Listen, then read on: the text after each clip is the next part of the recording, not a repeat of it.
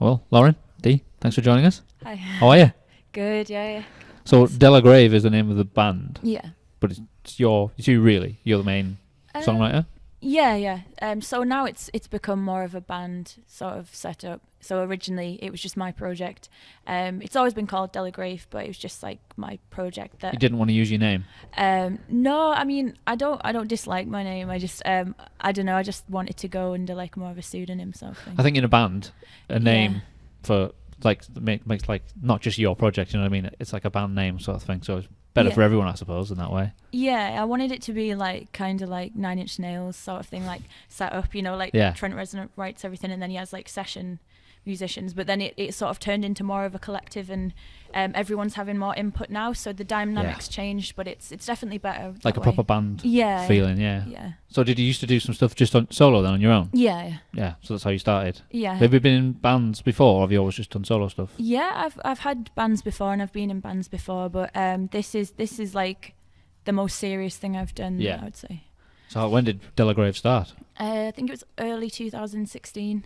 So not that long ago. No. Did I read that have you held your studies to do this then? Yeah, I was doing a master's degree in forensic psychology, and I'm taking some time out from that. Wow, that's a pretty big decision. Yeah.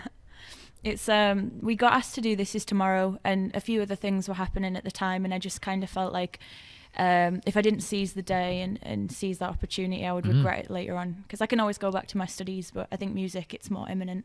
Yeah, you've got to make the most of the opportunities while they're there, I guess. Yeah, cool. So who's in the band then? So there's me, Dee, there's Rod Mackay, and there's Martin MacDonald and Lee Barnum. Cool. How did you get to meet all them then? It's a bit random, so... Usually is. Yeah. Lee messaged me on Instagram and he said that he'd listened to my stuff and could he join the band. And I had a different lineup at the time, and I said I'd definitely, be up for jamming with you in the future, but not right now, sort of thing. And then that lineup changed. A few guys left, and I got Lee to join, then Martin joined, then Rod, and Dee's been there from the start though, pretty much. Since I got the band. Yeah, since I started a band. Yeah. Technically a founding member. Yeah. Well, because you got asked to do Kendall Calling last year, so that's when she got the band together, kind of for that, the original lineup anyway. Yeah. I got told that I needed to get a band together, so. In a way, I think it's more fun. Yeah, it is definitely. There's less pressure on you, because if it's just you, attention's on you all the time.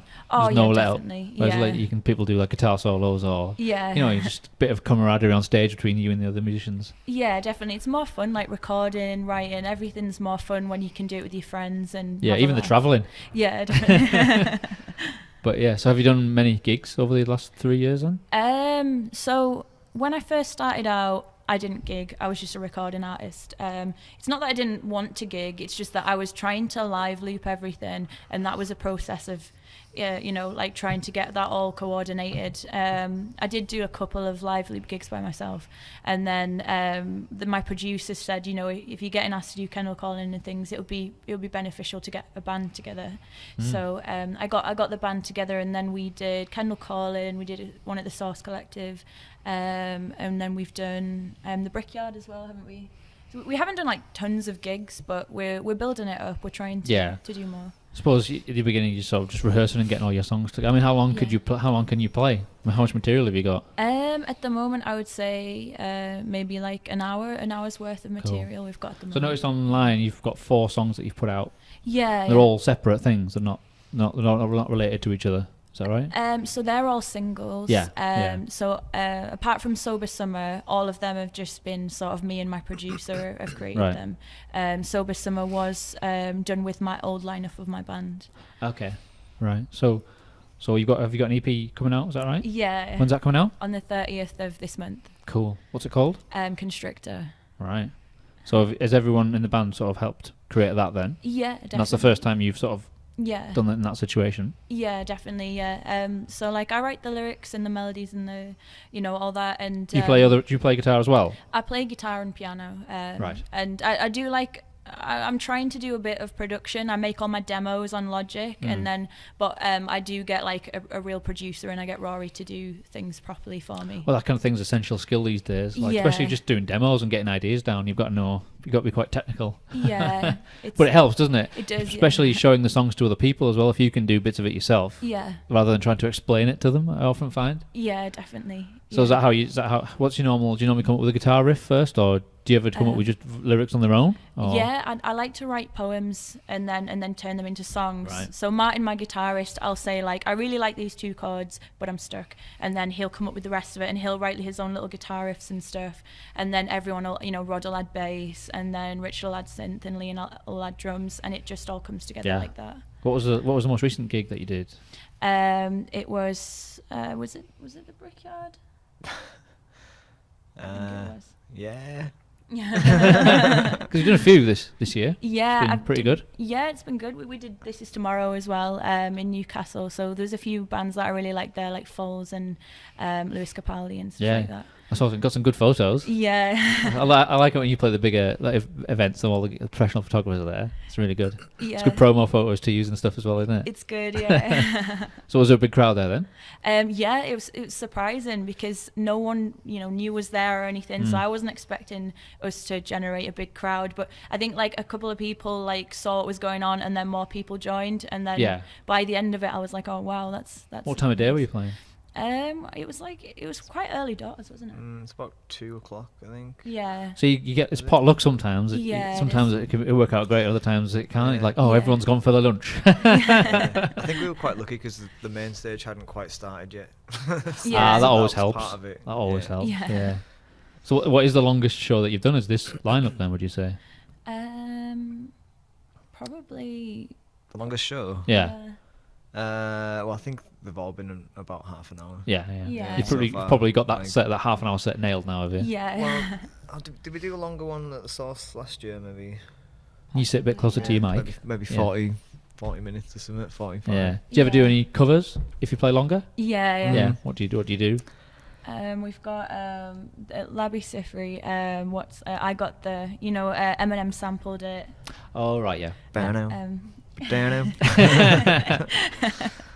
And we've got some exciting covers for the EP launch at the end of the month at the old fire station. It's at the old fire station, yeah. Yeah, so I won't say too much. It's a cool venue there. Yeah. We've done like Move On Up and stuff as well in the past, haven't we? And, Yeah. um, We did Tame Impala at Kendall Oh, Calling. Yeah. What made you choose the old fire station then for the launch gig? I've always wanted to play there, and I know that that Rod and Martin play there quite often, and it just seemed like the best place. Have you been there to do before? it.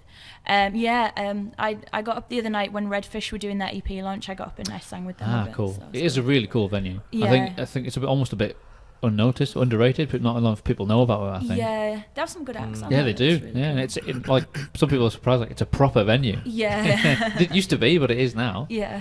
So yeah. So have you sell many tickets for it then, or? I'm not sure. I think they know that, but we don't. Okay, right. should we just say that it's sold out? Yeah. Don't bother coming. Who have you got supporting you? Jiggy Beast.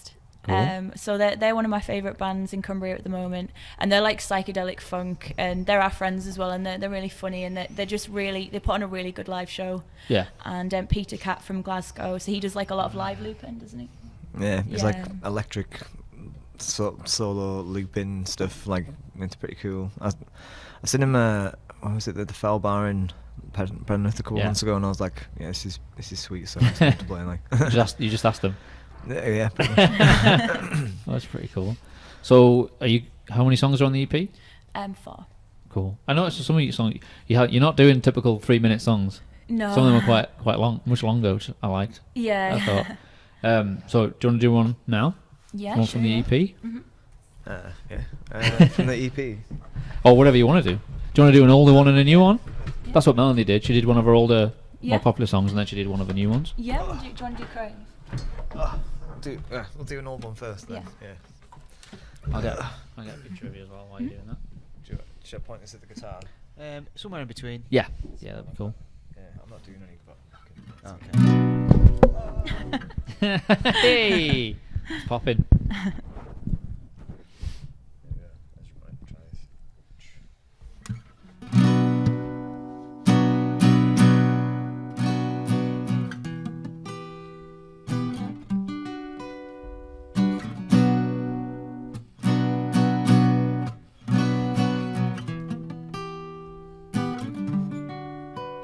over analyzing everything, picking up on signals, probably don't mean nothing, but I'm strung out on the hope that your innocuous jokes, your way of flirting, coming in close. I swear you do that shit on purpose, cause you know it makes me nervous. You lay low, and I wonder when I'll see you. Forbidden fruit is so sweet, and still waters run deep. Just crave that rush that I get every time my eyes connect. Just crave that rush that I get every time my eyes connect. Your voice sounds like cigarettes and whiskey, babe. Feels like an earthquake when it hits me. I keep on dreaming instead, 'cause the best that I had was in my head. Some I've lost, and all the feeling I've invested. If I told you the truth, you probably gon' get me arrested. Well, I don't care, 'cause I crave that rush that I get every time my eyes connect. Asking inane questions just to hear that baritone. Your breath on my collarbone. Can't wait to get you alone. Oh, 'cause when that bass shakes through my bones, I'm so gone.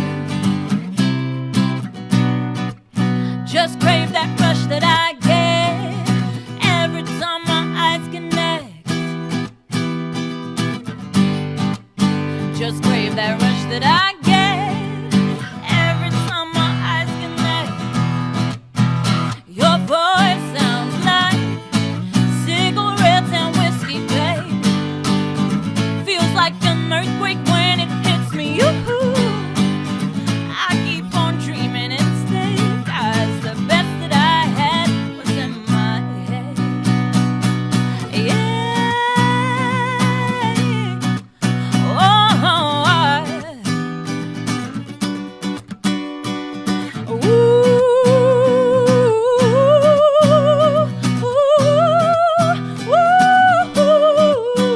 Your voice sounds like cigarettes and whiskey, baby. Feels like an earthquake when it hits me. I keep on dreaming instead, 'cause the best that I had was in my head. Nice.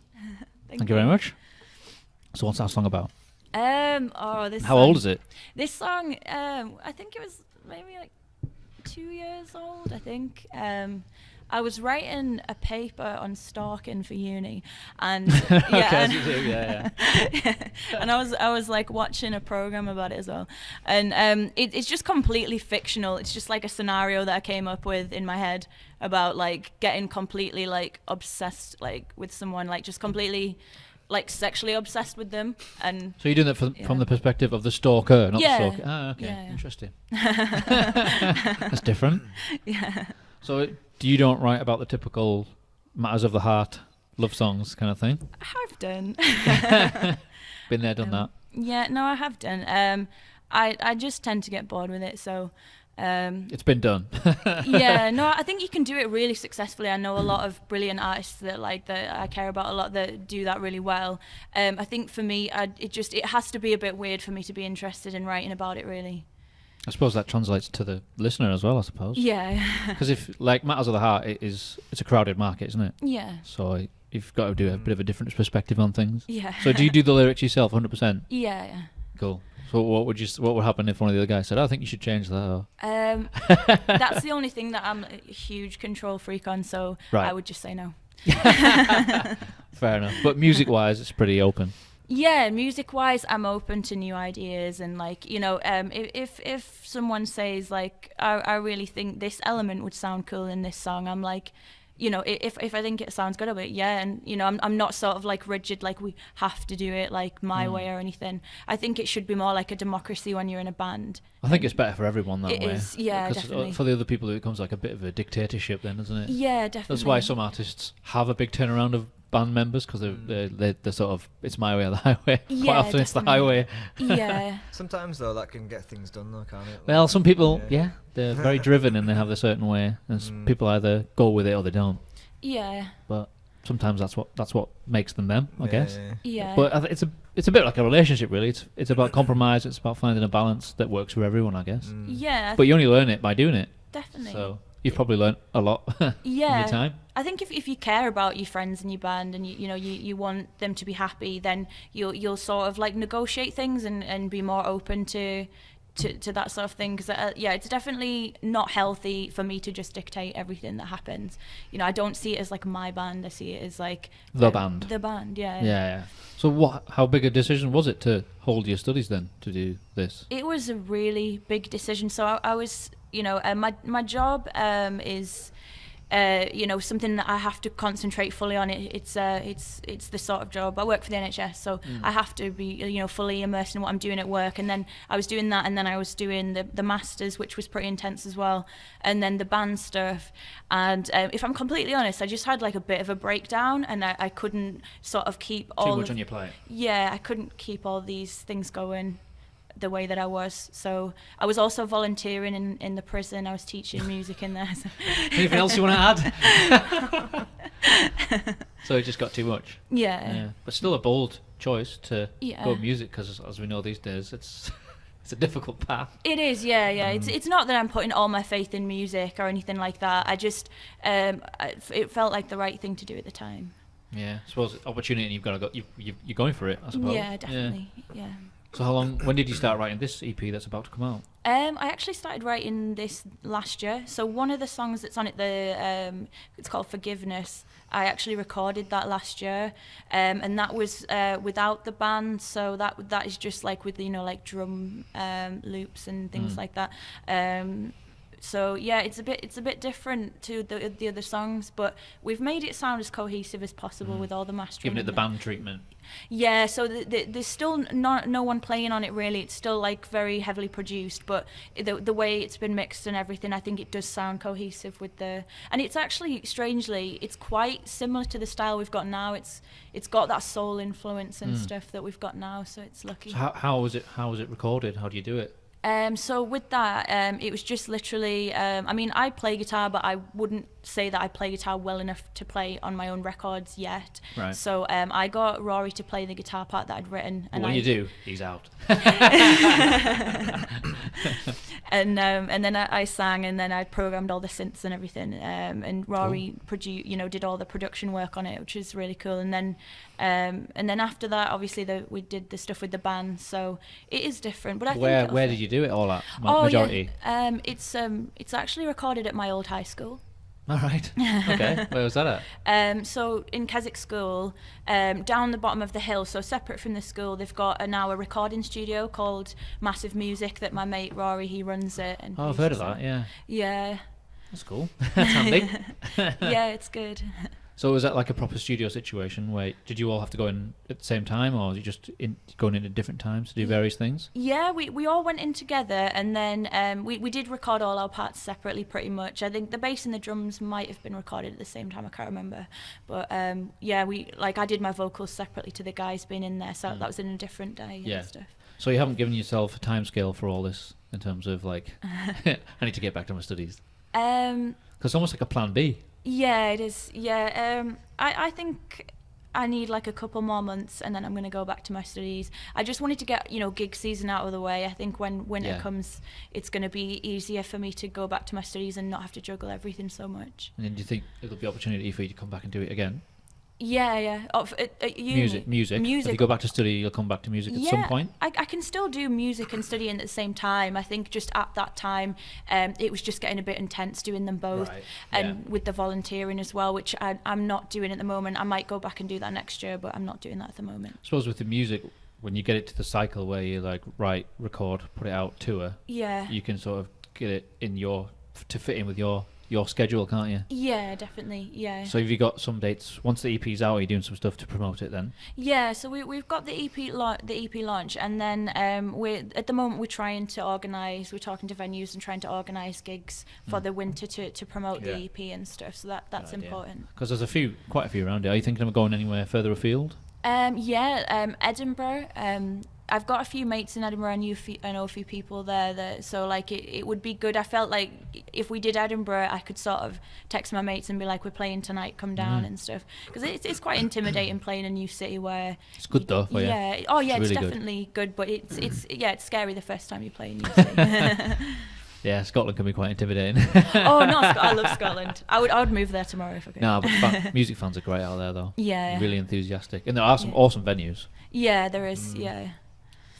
So it comes out on the 30th, and it's 4 tracks. What's it? Yeah. It's called what? Did you say it was Constrictor. called? What did you get that title from? I just like snakes. I thought it was a snake thing. Yeah. No, it's related to one of the songs is called Constrictor. So it's like a title track. Yeah. So where did the theme from that come from then? It's really hard to explain. Isn't it about asphyxiation or something? I was going to say Constrictor. That's what I was thinking of. Constrictor is something that like. Yeah, I think that's constricts your basically breathing. Yeah, it's really not that dark. It's so we've got stalking, we've got asphyxia. I don't know. I see where we're going. It's very tongue in cheek, but it's about like deviation from the norm, shall we say? So what are some of the other tracks? The themes on the other tracks in the EP? So there's a Black Hair, which is kind of like your stereotypical like love heartbreak song. I really wanted to write one like that. So like a lot of it's like things from like my teenage diary that I discovered the other day.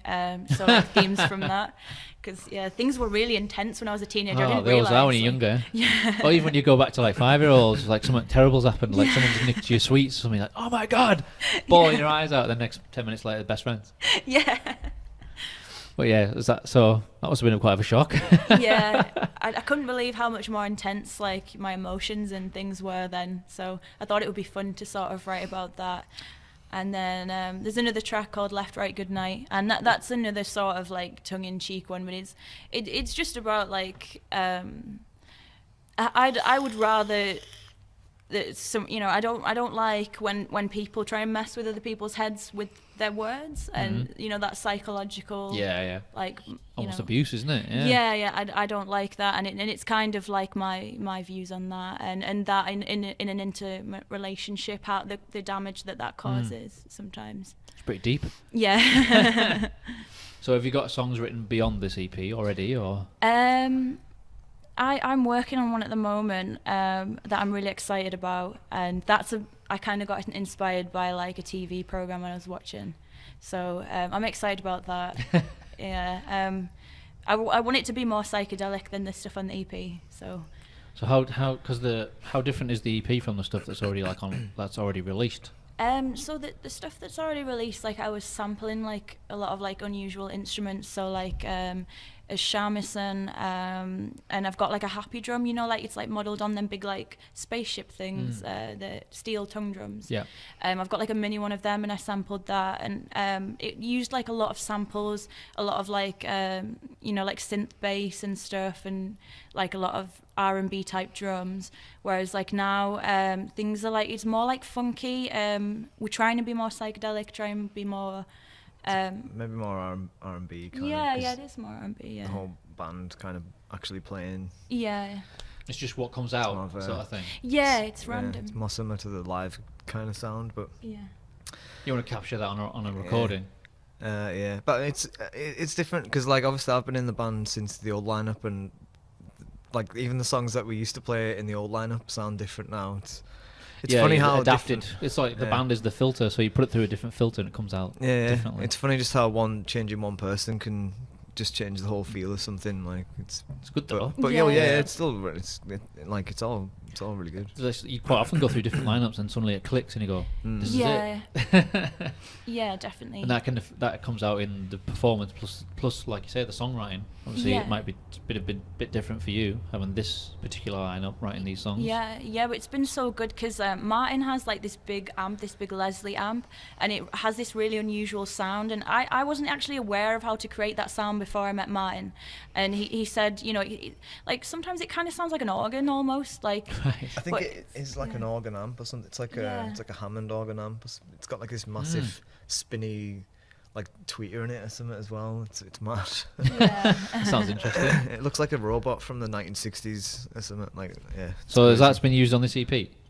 Yeah. I think so, yeah. And I love it. It's like my favourite sound in the world. Could become part of your sound then. Like sets you apart from other people, I suppose. Definitely, yeah. I feel like we're creating our own sound now, and like we're amalgamating all these different influences, and it's definitely been really good to, you know, to meet these guys and be in a band with them, because they've like, you know, showed me like things that I didn't know, like that sound that's now become a staple part of our sound. I wasn't aware of that.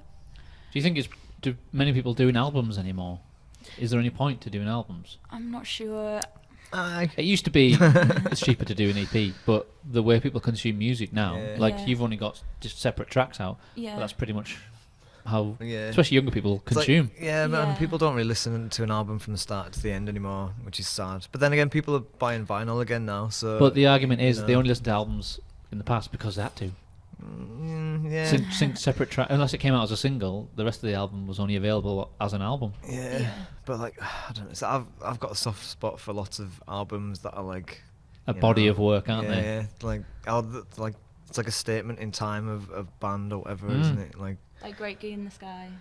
The artists spend ages crafting these songs, and quite often they're linked, and one goes into the other, and like if you listen to it beginning to end, it's like an experience or a story. But now you get people going, "No, I just want that one." You kind of have to you have to accept that, don't you? Yeah. But I guess that's kind of what albums originally were as well, though. Before you had concepts, they were just a collection of songs, really, singles and that. So it just depends how you want to do it. I think there's always be an audience for people that want to listen to something for a while, hopefully. But I don't think the younger generation are coming up with that way of thinking, though, just because it's just the way everything's just available individually. I try and make my boy listen to albums, though. He's got no choice. Like, how old is he? 6. Maybe not ready quite the attention span yet. It's difficult. I don't know. Like he'll listen to anything that I put on, really, as long as he. The trick is to get him to choose it, and then he thinks it's amazing. But does he just go, I like the look of this one? Yeah. You just have it, but like they're all my records, so it's going to be good whatever he listens to. Of course. But yeah, I suppose you're slightly responsible for shaping his musical taste, I guess. Well, yeah. What are your influences? There's so many different ones. Who's responsible for the majority of your? I really like Tame Impala, Pink Floyd, Alt J, Jimi Hendrix, and then I like a lot of like, you know, Etta James type singers, Lana Del Rey, like Punjabi MC. It's just really, there's loads of different things. So have you been always drawn to vocals though? It's made you want to sing yourself? No, actually, I'm more drawn to the music side of it. So like you know, if I could, I would be a guitarist. Like, if I was good enough, that was what I would just prefer drenched in groupies, probably. That could still happen, though. Keep practicing. Definitely. I don't. Certainly helps with songwriting. Oh yeah, definitely. It would make things a lot easier, definitely. Because like trying to explain to someone, say like this. Yeah. Like I think she's better than she believes she is. People usually are. But you could probably get to some point where you'll play guitar and sing on stage. Yeah, I want to get to that point. I've just, you know, like, it's only like this year that I've become very comfortable doing bar chords and things, and like more like jazz chords. So my strumming pattern isn't as good as it could be. I'm very hard on myself with guitar. So I would like to improve before I did it on stage. But I'd love to do that. That'd be really cool. It does change things though when you've got to sing and play at the same time. Yeah. So sometimes you might go, oh, this is a bit of a challenge. Because certain chord progressions feel easy to play, but then you start singing and you go, oh, can't. You have to break it down. I've seen her do it before though, and she can do it. Like, Thank you. Like, well, the first time I ever heard her, actually, because I've, the Sources in Carlisle. Yeah. Like, my studio's just downstairs, and I came out and I could just hear this noise from the open mic upstairs. Like, I was like, who's singing up there? Like, yeah, and I went up and it was Lauryn. I was like, it's the first time in a long time I'd actually heard something that far away that made me want to go up there. I was like, that's a compliment, I suppose. Thank you. That's really nice. So yeah, she can do it. But anyway, It's confidence as well. Yeah. Once you've done it, you'll keep doing it. Yeah, definitely. You putting the EP out on CD? Yeah, we are. Cool, because that's another considerate. Some people like, do we bother?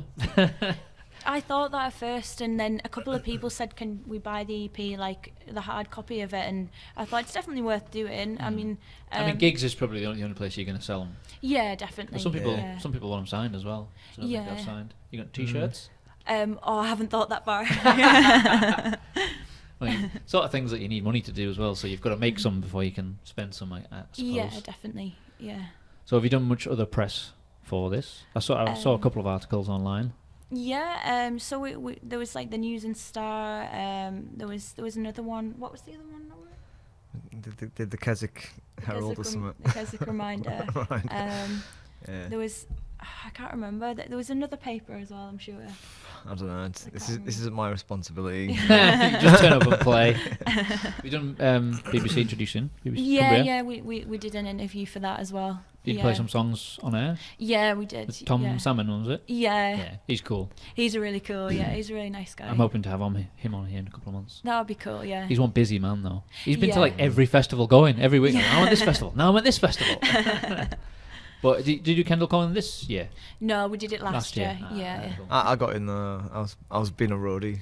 I ended up being a manager in the end. I got upgraded. How did that happen? I was just really good blagged your way in at getting them to like sort the stuff out, because I was like, I want to go and see the band, so we need to get this. Yeah, it was all good. What stage did you play last year? The Yam Riot stage. Is that the one? Oh yeah. The local one. Yeah. I was last year. I was there last year. Yeah. Did you see which day did you play? Friday. So we were on quite early. I think it was like 2:00 in the afternoon on the Friday, which was good because then we could like go and get drunk, go and see all the other bands. And did you stay for the weekend? Yeah. Did you see Marmozets? I did see Marmozets. They were really good. Yeah. Have you noticed they've just gone silent? Yeah. There's not a lot going on, and I'm sad because I really like them. Yeah, She's that got last such album. energy. Oh yeah, that last album was amazing. But it just like all through 18, it was an amazing year, and then they posted it like just before New Year saying thanks everyone, a great year, and then nothing. Yeah. Like the odd members posted a little thing.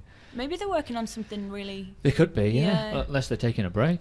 Yeah. Because that's another thing, like the mental well-being of all the members, like because there was such a crazy year once that album came out. They played all the big festivals in Europe on the main stages in front of thousands of people. Maybe they just thought, let's take a year off. Yeah. It might make them go for the next 30 years. Yeah. Because a lot of bands, when they get going, they just keep going and going and going, and that quite often contributes to why they end up. It doesn't work out because they've just burnt themselves out. They don't. No one stops and go, whoa. I get that. Yeah. It's easily done though, because it's just the momentum keeps going and you want to keep going. But I think you end up when you first get signed as well, you end up like owing your record company a lot. You've got to do a lot of work to pay that off, haven't you? Yeah. All expenses to have to come out of whatever money you win before you actually see anything. Yeah. And if it doesn't go well, then it can be even worse. Which is why I suppose it's better to start off that way, doing it in blocks, doing a lot, taking some time off. Like, because big bands do that when they get established. Like, especially, a lot of it was when they get older, where we'll do 2 weeks on, then we'll have a week off. Yeah. But I don't think that's a bad way to start, because otherwise you can get burnt out, because you don't want it to become not fun. Yeah. That could be like the worst thing. Yeah. You've got to look after your mental health at the end of the day, and if you see that someone's struggling, I think it's your responsibility to sort of step in and be like, maybe we need to take a break. But I want to rock and roll all night. Don't we all? Doesn't always work out that way, though, does it? You've seen all those pictures of like what people think it's like, what it's really like. Yeah. But yeah, you do have to, because it's totally different now to how it used to be. Like that whole rock and roll image, it doesn't exist anymore, does it? Yeah. The money's just not there. Yeah. But you have to sort of you have to have a bit of a business head on you these days. You can't just Yeah. go Oh, and it makes play. me sad. I know. It's just the way I it think is, some isn't it? people still Yeah. try and live a bit rock and roll, but Well, they We try and make it definitely cups of tea back as soon as we can. But it's just different to the way it used to be. I don't think anyone's got that illusion that, like, you know, private jets and mansions. That very rarely happens. it's coming one of these days. I was thinking more like, you know, like snorting ants and like Why Ozzy not? Osbourne style. Why not? They're free. They're free. They're everywhere. But do you do anything to look after your voice? I will be honest, and I haven't in the past looked after my voice as well as I should have. So Do you smoke? Fags a day. yeah, I smoke if I have a drink. Well, they're everywhere. These social drinkers. Yeah, I don't wake up in the morning and need a cigarette. I don't No. like smoke all day or anything. And yeah, like I warm up now, which is something I never used to do. What made you decide to do that? I think it was just like just the worry that one day my voice wouldn't bounce back and it wouldn't be there for me the way that it has been. It definitely helps anyway. Like, I mean, because I was singing various things as well, and yeah, doing warm-ups.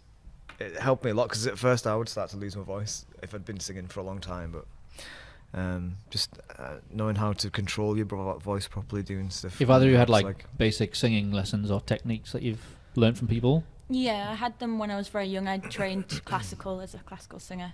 It's quite important. Yeah. Like breathing and control and all that, because Yeah. some people don't need to warm up. Some people just like naturally, no, I don't do anything. I just go out there and do it. And you go, Yeah. wow. But then other people spend like half an hour doing all these, Yeah. just whatever works. But you have got to preserve it, because if you don't, it can just drop off quite quickly. Yeah, Yeah, well, that's it. definitely. Like, I Yeah. think most of the people that say they don't do them end up losing the voice or having Yeah.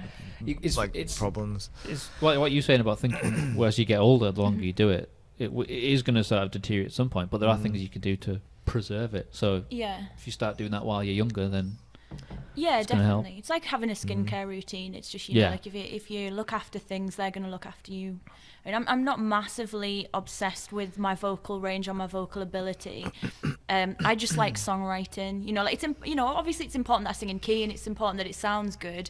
But being a singer and being known as a singer really has never been a big deal to me. It's more like being a songwriter and making music and sounds that I like. It's not, you know, I don't want to sort of be the greatest singer of all time or anything like that. That's if I Just did. happens by accident. No, like. no, I'm not. I think if I did. you have got a great voice. Listening to it just before you came. Thank you. No, if I did, I wouldn't have smoked. So, you know, like I have took it for granted. But that's maybe what makes your voice so good. I think very there's an deep. argument that smoking and drinking probably does give your voice a bit of extra character. Husky. that's, Like, Some people there, like, they say that's what helped shape their voice, but you just never know. Definitely. Some people will be like, oh, you should smoke.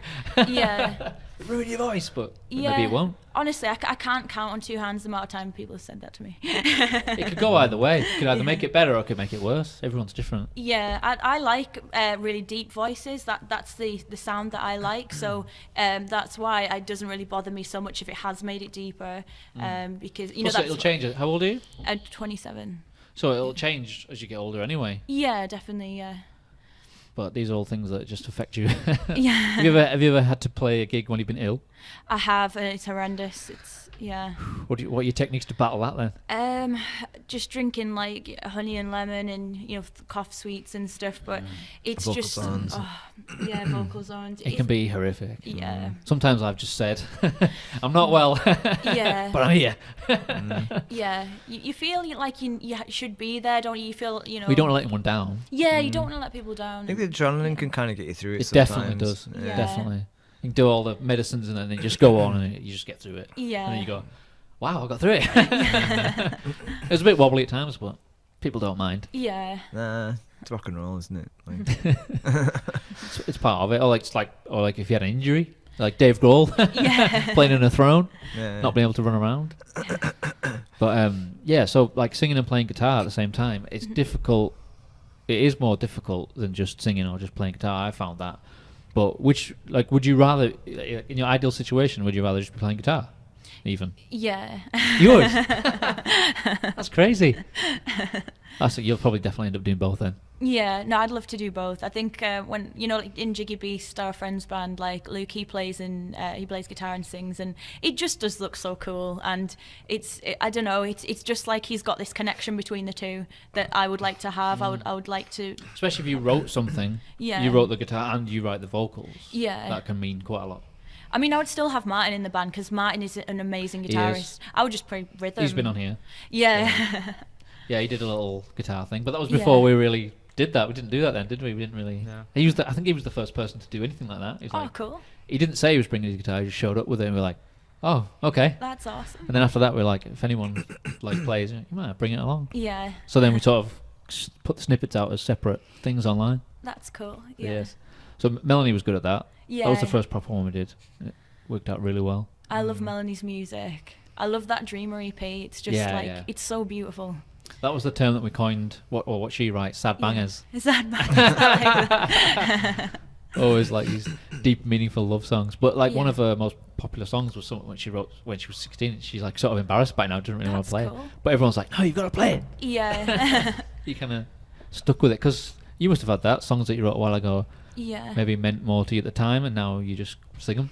Well, Clean is about my partner, and it's about like how when I got with him, like I just felt like everything was, it was like clean, and it was like supposed to be that way, and things just worked, and it's about that, and I used cleanliness as a metaphor for for our relationship, even though I don't know. Like, is that a good thing? Or? Yeah. I mean, like he only washes his hair every 3 months, so it's Oh, he's got like dreadlocks. Yeah. Right. But that song was about him, and that's my most popular one. That's the one that got played on Radio 1. Yeah, saw that. But yeah, that's like really soppy, that song. It's good though. It's a good tune. Well, songs can come from anywhere, can't they? Yeah. So what do you know? Where does your normally inspiration come from when you're doing like words? When you come to words, where do you normally? How do you start with something like that?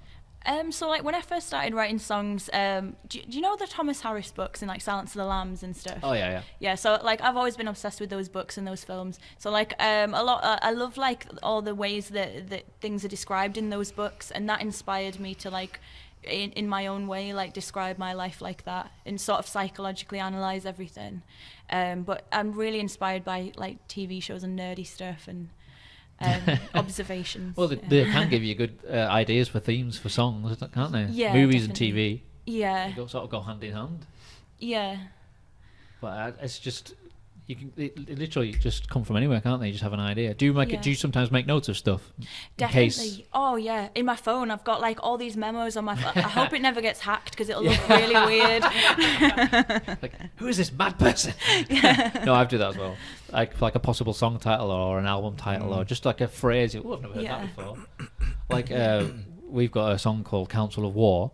Yeah. And I was just talking to some pensioner, and he was talking about the government, and he was just, it's like a council of war, and I was like, ooh, what's one of them? Yeah. And he explained it to me. I looked at it. I was like, that is a cool name for a song. That is a cool name. Fast forward like 6 months later, it's on the album. That's class. Yeah. I love stuff like that.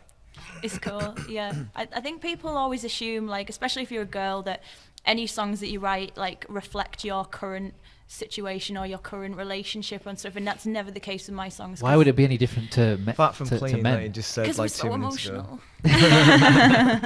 Oh yeah, apart from Clean, that's probably the most like emotional I've ever been in a song. I tend to like just be sort of like as if I was writing a novel that was completely unrelated to my life. I don't tend to like pour so much of myself into my songs, but I probably should. It would probably sound more genuine and authentic if I did. Have you? Oh, go on. Sorry, I was just gonna be like, but it doesn't sound genuine and authentic. You're just faking it at the moment. Like. Oh no, I like writing about like. I'm just winding my you. imaginary things. But you've not been going that long, really. When you think about it, you've still got a lot to write about and a lot to develop. Yeah. But you just got to do it. You've got to start somewhere, haven't you? Definitely. So what's like the oldest song that you have that you play?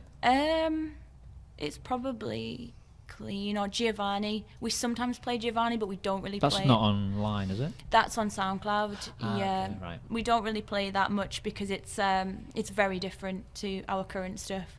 That was like quite grungy. Right. Yeah. Like a grungy disco song. I don't know. I don't know how to describe it. I have no idea. I was off my face one night, it just came out. So do you ever write words to music, or was it always words that you've already written? Oh, totally. Sober Summer, I just wrote that entirely on guitar. So I was just like doon on my guitar, because I discovered like all these new chords that I'd never really played previously, and they all just flowed really well, nicely together. And then I write the lyrics over that, and then I came up with that little synth riff, you know, that and all of it just flowed really easily on that song. Or just came out. Yeah. It's good when a song comes like that. Doesn't happen very often, but yeah. No, that was lucky, because normally I write the poem first and then I'll have to like force chords to fit with it, or like I said on the new EP, I've had to say to Martin, I've got these 2 chords but I can't sort of come up with I'm the stuck. rest. Yeah.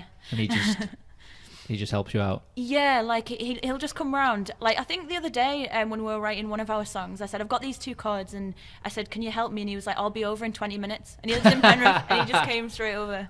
And that's cool. It was really nice and really helpful, and and he just suggested some chords and they fit really well with it, and yeah, it was cool. So you the bass player?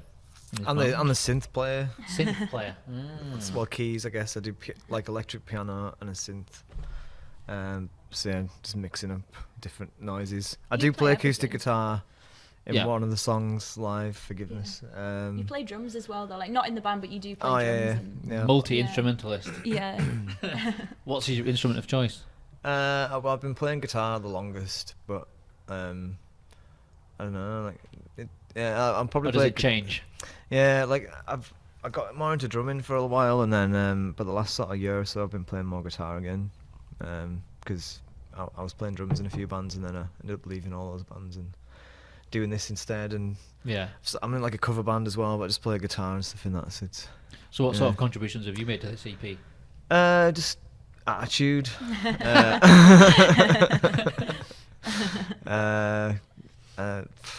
Yeah, I mean, I would say I probably have not a massive contribution at the moment, but then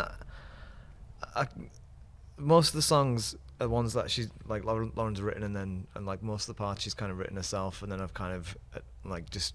You got to add the keys. Yeah, I'm sort of she plays the keys and the piano as well, so like I'm mostly playing the parts that have been written for me, but then there's other bits where I'm kind of just ad-libbing little bits and pieces here and there. But I think in the newer songs we're gonna start. I think we need to have a proper like session of doing lots of mad synth stuff. Yeah, and like I think why not? I think that's the problem with the synth, is it's because you can kind of add it in last. It depends how you write the song, I guess. But you mean like try writing a song around it? Well, yeah, I think it'd be good to try and do that actually. Yeah, and come up with some ideas then. We're gonna spend more time doing these kinds of things. Yeah, definitely. Because this will be the first release as this lineup then, is it? Yeah, it is. Yeah. So you're just at the beginning, really. Well, yeah. But like I was saying to you earlier, like, you know, the new song that I'm writing at the moment, like I think we should write that around the synth. We should make it a very synth focused song, and you just do your Mad Brian Eno type shit on there. Yeah, I'm gonna get a cape and and a wig, and everything's gonna be amazing. I love that mask you have, you know, the alien mask. Yeah. I want to wear that at a gig one day. I'd suffocate if I tried to play it. Play a gig with it on though. Yeah. So who else has contributed a lot to this then? I would say Martin has contributed a lot, you know, like with his riffs and stuff, and with the sound. But like also Rod's bass lines are pretty iconic, and He's a funky bass player, isn't he? He is, yeah.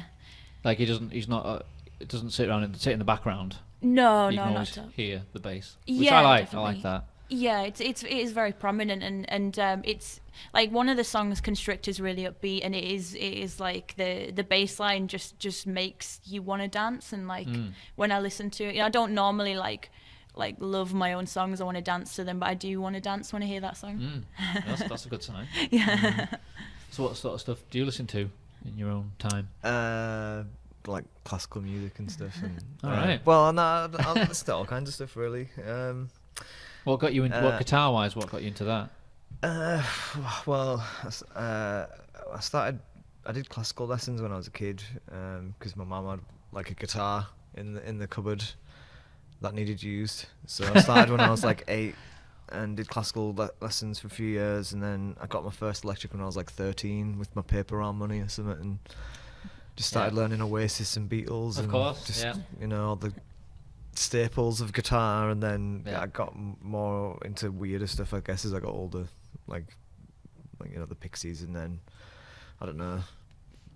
And then you started trying other instruments as well. Yeah, because I think my first band I played guitar in, and I was kind of main songwriter, although we tried to write songs together. But then, I just, because I couldn't really play the drums at the time, it was hard to explain what I wanted on the drums. So you didn't hear, but you couldn't get out of your mind to tell them. So I kind of started learning a bit, and then eventually I was like, I'll go and get lessons, and someone taught me how to do it properly, so I wasn't just like totally crap. And then I don't know, like drumming, it's just very satisfying.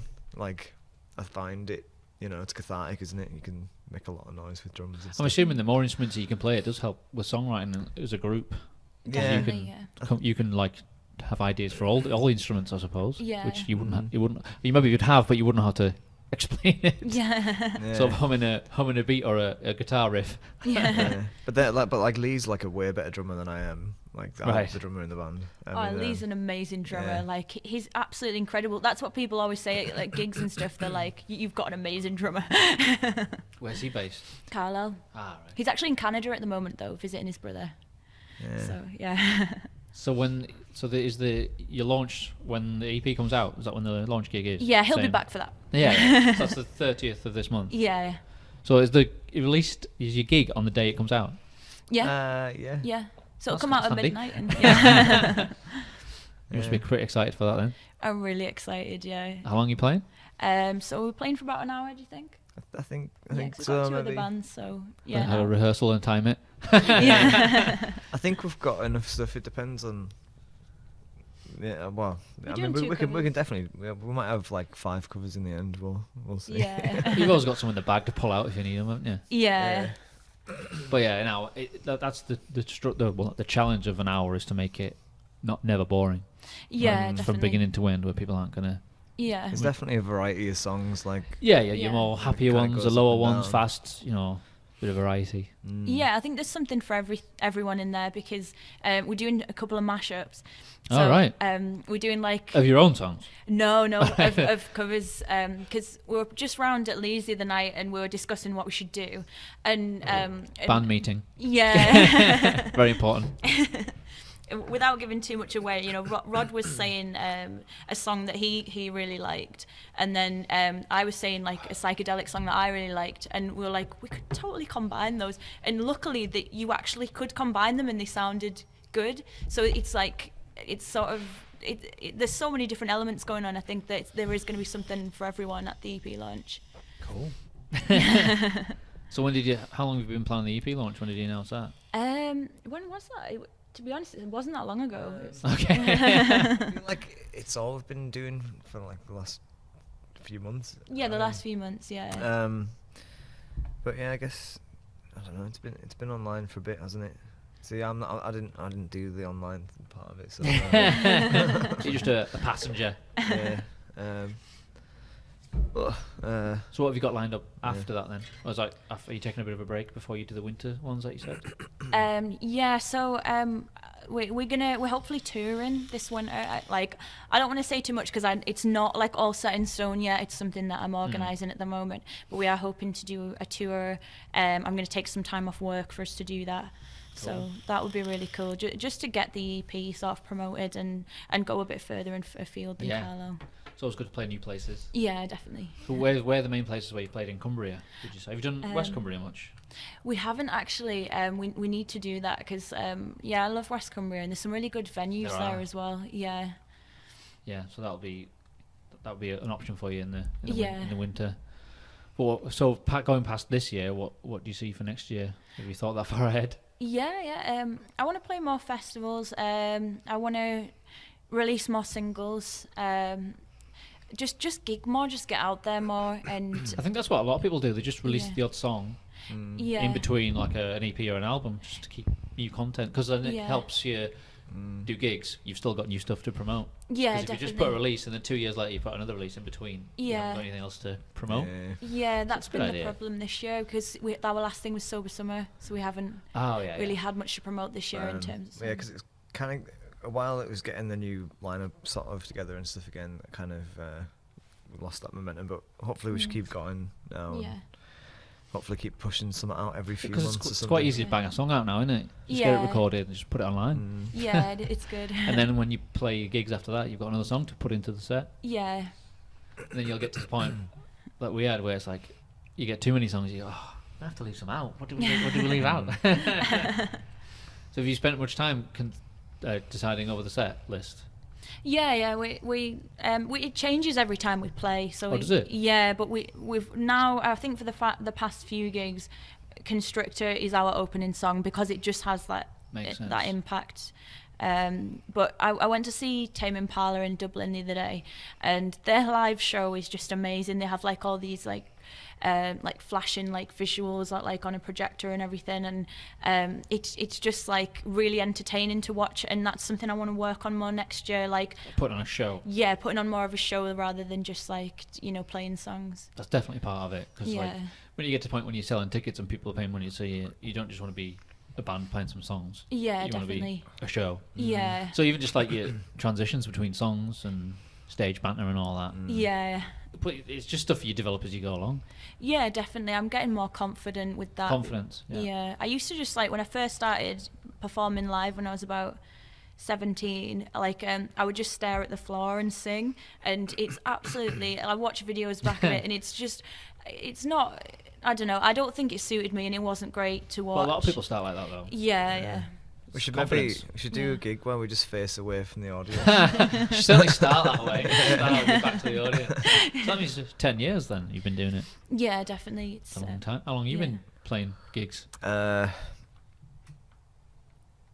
I'm only 21. So of course. Like, so not long. About 5 years. Yeah. I don't know. Like, I think the first band was when I was about 19. Well, I did stuff in sixth form a little bit with like just messing about in bands, but the first sort of proper band were about 19, 20, so yeah, about 12 years or something. Been in far too many bands since then. This is the best one though. Thank you. Got the right chemistry. Definitely, yeah. We're like super best friends out of the band as well. Like, I mean, yeah. Never seen you since the last gig. Yeah, we don't argue constantly.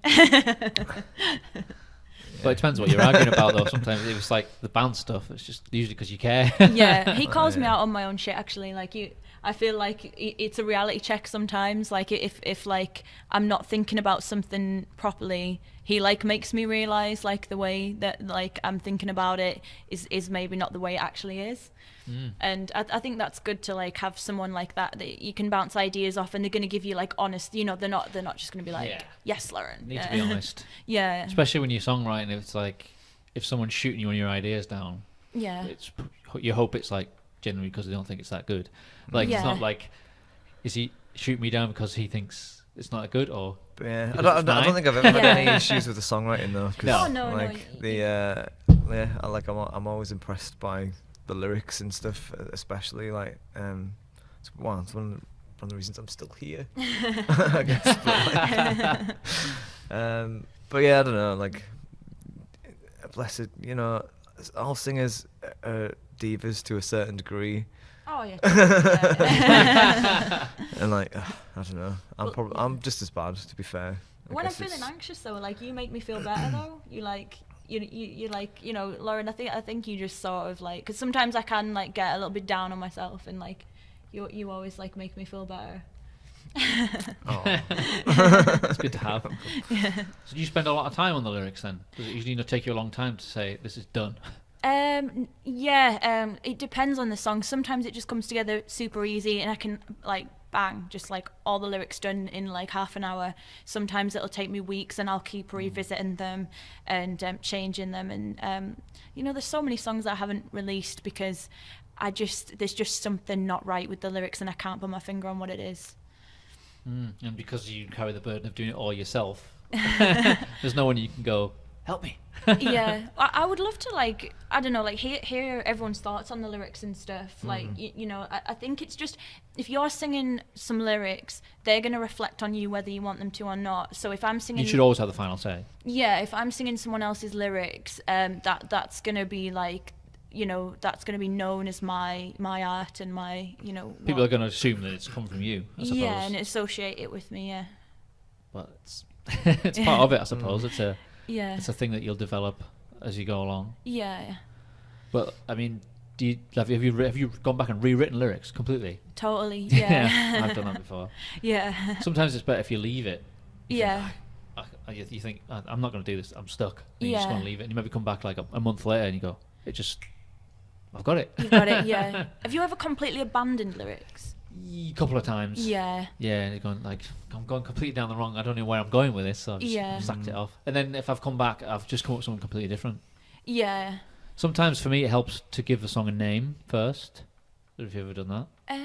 Yeah, actually, that's a good shout. That's what I've done with the new song. It's going to be called Alternate Ending, but I don't have any, you know, like firm lyrics for it yet. Because if it hasn't got a title, that's when I can start going. I get a bit lost. But if it has a title, then it kind of gives me a theme to try and stick to. Yeah, definitely. That makes it more reflective, I suppose, in the end. Yeah, it stops you sort of veering off course. Yeah, because I have like a long list of like possible song titles, and if you've already got some music written, I'll go. Yeah. What fits that? I go, that. Yeah. Yeah. Now I've got a starting point. So you did all the lyrics, and you chose all the song titles, and you chose the name of the EP. Yeah, I now that you've put it like that, I feel actually quite bad. No, you shouldn't. If that's the way you've always done it, you should just do it because it works. Yeah. What about the artwork? Is that your brainchild? That is also, yeah. No, but usually I find it is.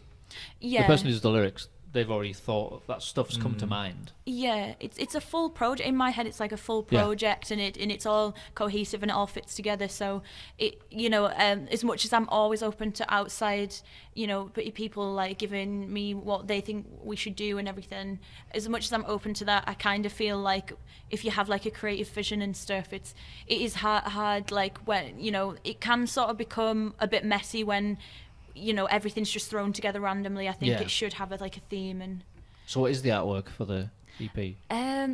So I don't want to spoil too much, but basically... Have you not released it yet? No, I haven't really. I've released the artwork for the single. That's like a kaleidoscope picture. Okay. Oh yeah, I saw that. Yeah. But basically I went and did the artwork. I think was it yesterday I went to do the artwork. Yeah. And oh wow. It was really fun. We went on quad bikes. We did archery. That doesn't sound like artwork at all. It'll make sense when you see it. So when will you announce what the artwork is? So I'm just waiting to get it back off the photographer, and then I just need to add graphics to it. So I'm going to get my graphic designer to do that, and then I'm going to probably over the next few weeks release the artwork to get people lead hyped up to the EP release. Yeah. Oh, I'd be panicking. If it wasn't out and done, I'd be like, oh my god, I'm too worried. I am a bit, yeah. Too much of a control freak where I need to get it all done well in advance. But no, so is that how you've always worked like that then, artwork wise? Yeah, so I'm not a very visual person, I'll be honest. I'm not great with that kind of side of things. But you did have an idea of how what it should look like? Yeah. I just, I wanted it to, look fierce and stuff. Because all the tracks on my EP are about when I was a teenager, basically. And I was, a very different person then. And I feel like that sort of more conveys, what the themes in the songs are about. Well, Constrictor is quite a strong imagery in your head, what it could be like. So, I'm thinking it's going to end up looking like some sort of heavy metal album cover. Lots of black on it. I do like metal, and I did when I was a teenager. I did used to listen to a lot heavier stuff than I do now. I think your music taste definitely it goes really scatty as you get older, and every year. Yeah, when you're younger, it's you like one thing. I like this. Yeah. Screw all that other shit. Yeah. But what rock music did you like? So Deftones and Tool and Norma Jean and stuff like that. Yeah. What do you think of the new Tool stuff? I've just heard it the other day, and the tabla drums. Oh man, it's amazing. I'm all about that. Their album comes out soon as well. Yeah. Maybe Friday. It's been a while though, hasn't it? 13 years since I was listening. I couldn't believe it. Because he was on. Did you see how they announced it?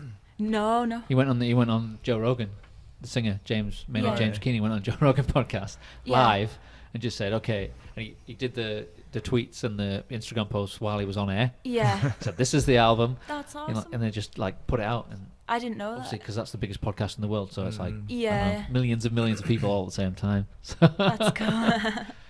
But yeah, Tool. I mean, when they last released their last album, which was 13 years ago, I wasn't even a fan then. Yeah. But since then, like loads of people have like suggested that band to me, so I've become a fan since. Yeah, definitely. I would have loved to have seen them at Download this year. Oh yeah. Some of my mates went, and I was a bit gutted, but I couldn't get it for work. And those festivals are expensive. Oh yeah. I went when Faith No More played. That was a good year because I loved them. That wasn't that long ago, was it? That was like 2 years ago, I think. Yeah. Faith No More, awesome. Mike Patton is. I would marry him. Like. What a voice as well. Yeah, hasn't he got like a 6-octave range or something ridiculous? Yeah, he did the screams for I'm Legend.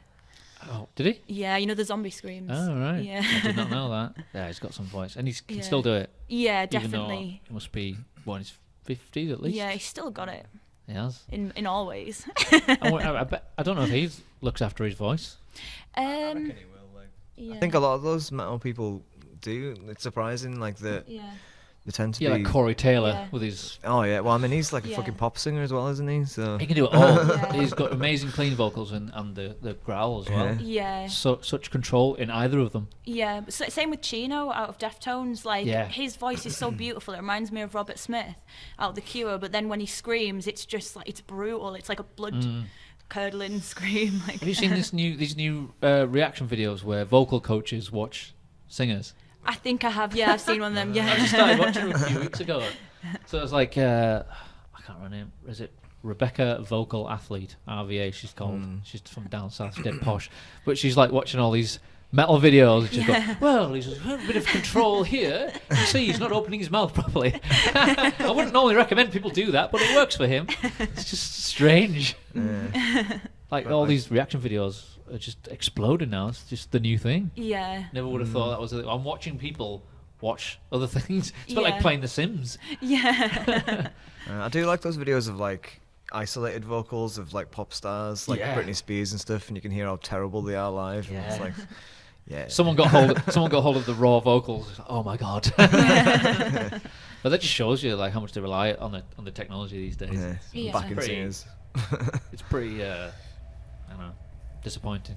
Yeah. Oh, did you audition for X Factor and The Voice? Did I hear? I did. I'm not gonna lie about it. I did. What was the motivation for that then? If I'm completely honest, like my dad really loves them shows, and it like meant the world to him for me to audition for it. So like I just thought I'll give it a go. I've got nothing to lose. In all truth, I have nothing against those shows, and I do. I think like it's for some people that's the sort of music they want to do, and that there's nothing wrong with that. I don't want to belittle like other styles of music. It's more just like it wasn't the right path for me.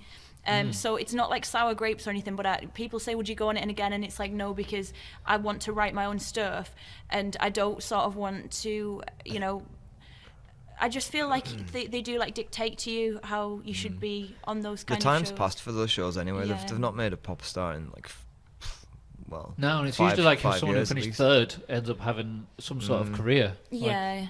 Like, I think people have kind of the novelty's a one-off. I think. Yeah. Because usually they end up. What do they win? They end up like a contract where someone's going to write the songs for them. Yeah, and then you just never hear them again. Like talking to you now and hearing your music, I couldn't imagine you wanted to go down that path. But No. I imagine you probably got out of the experience, though. Well, I got out of it that I'm too weird for television.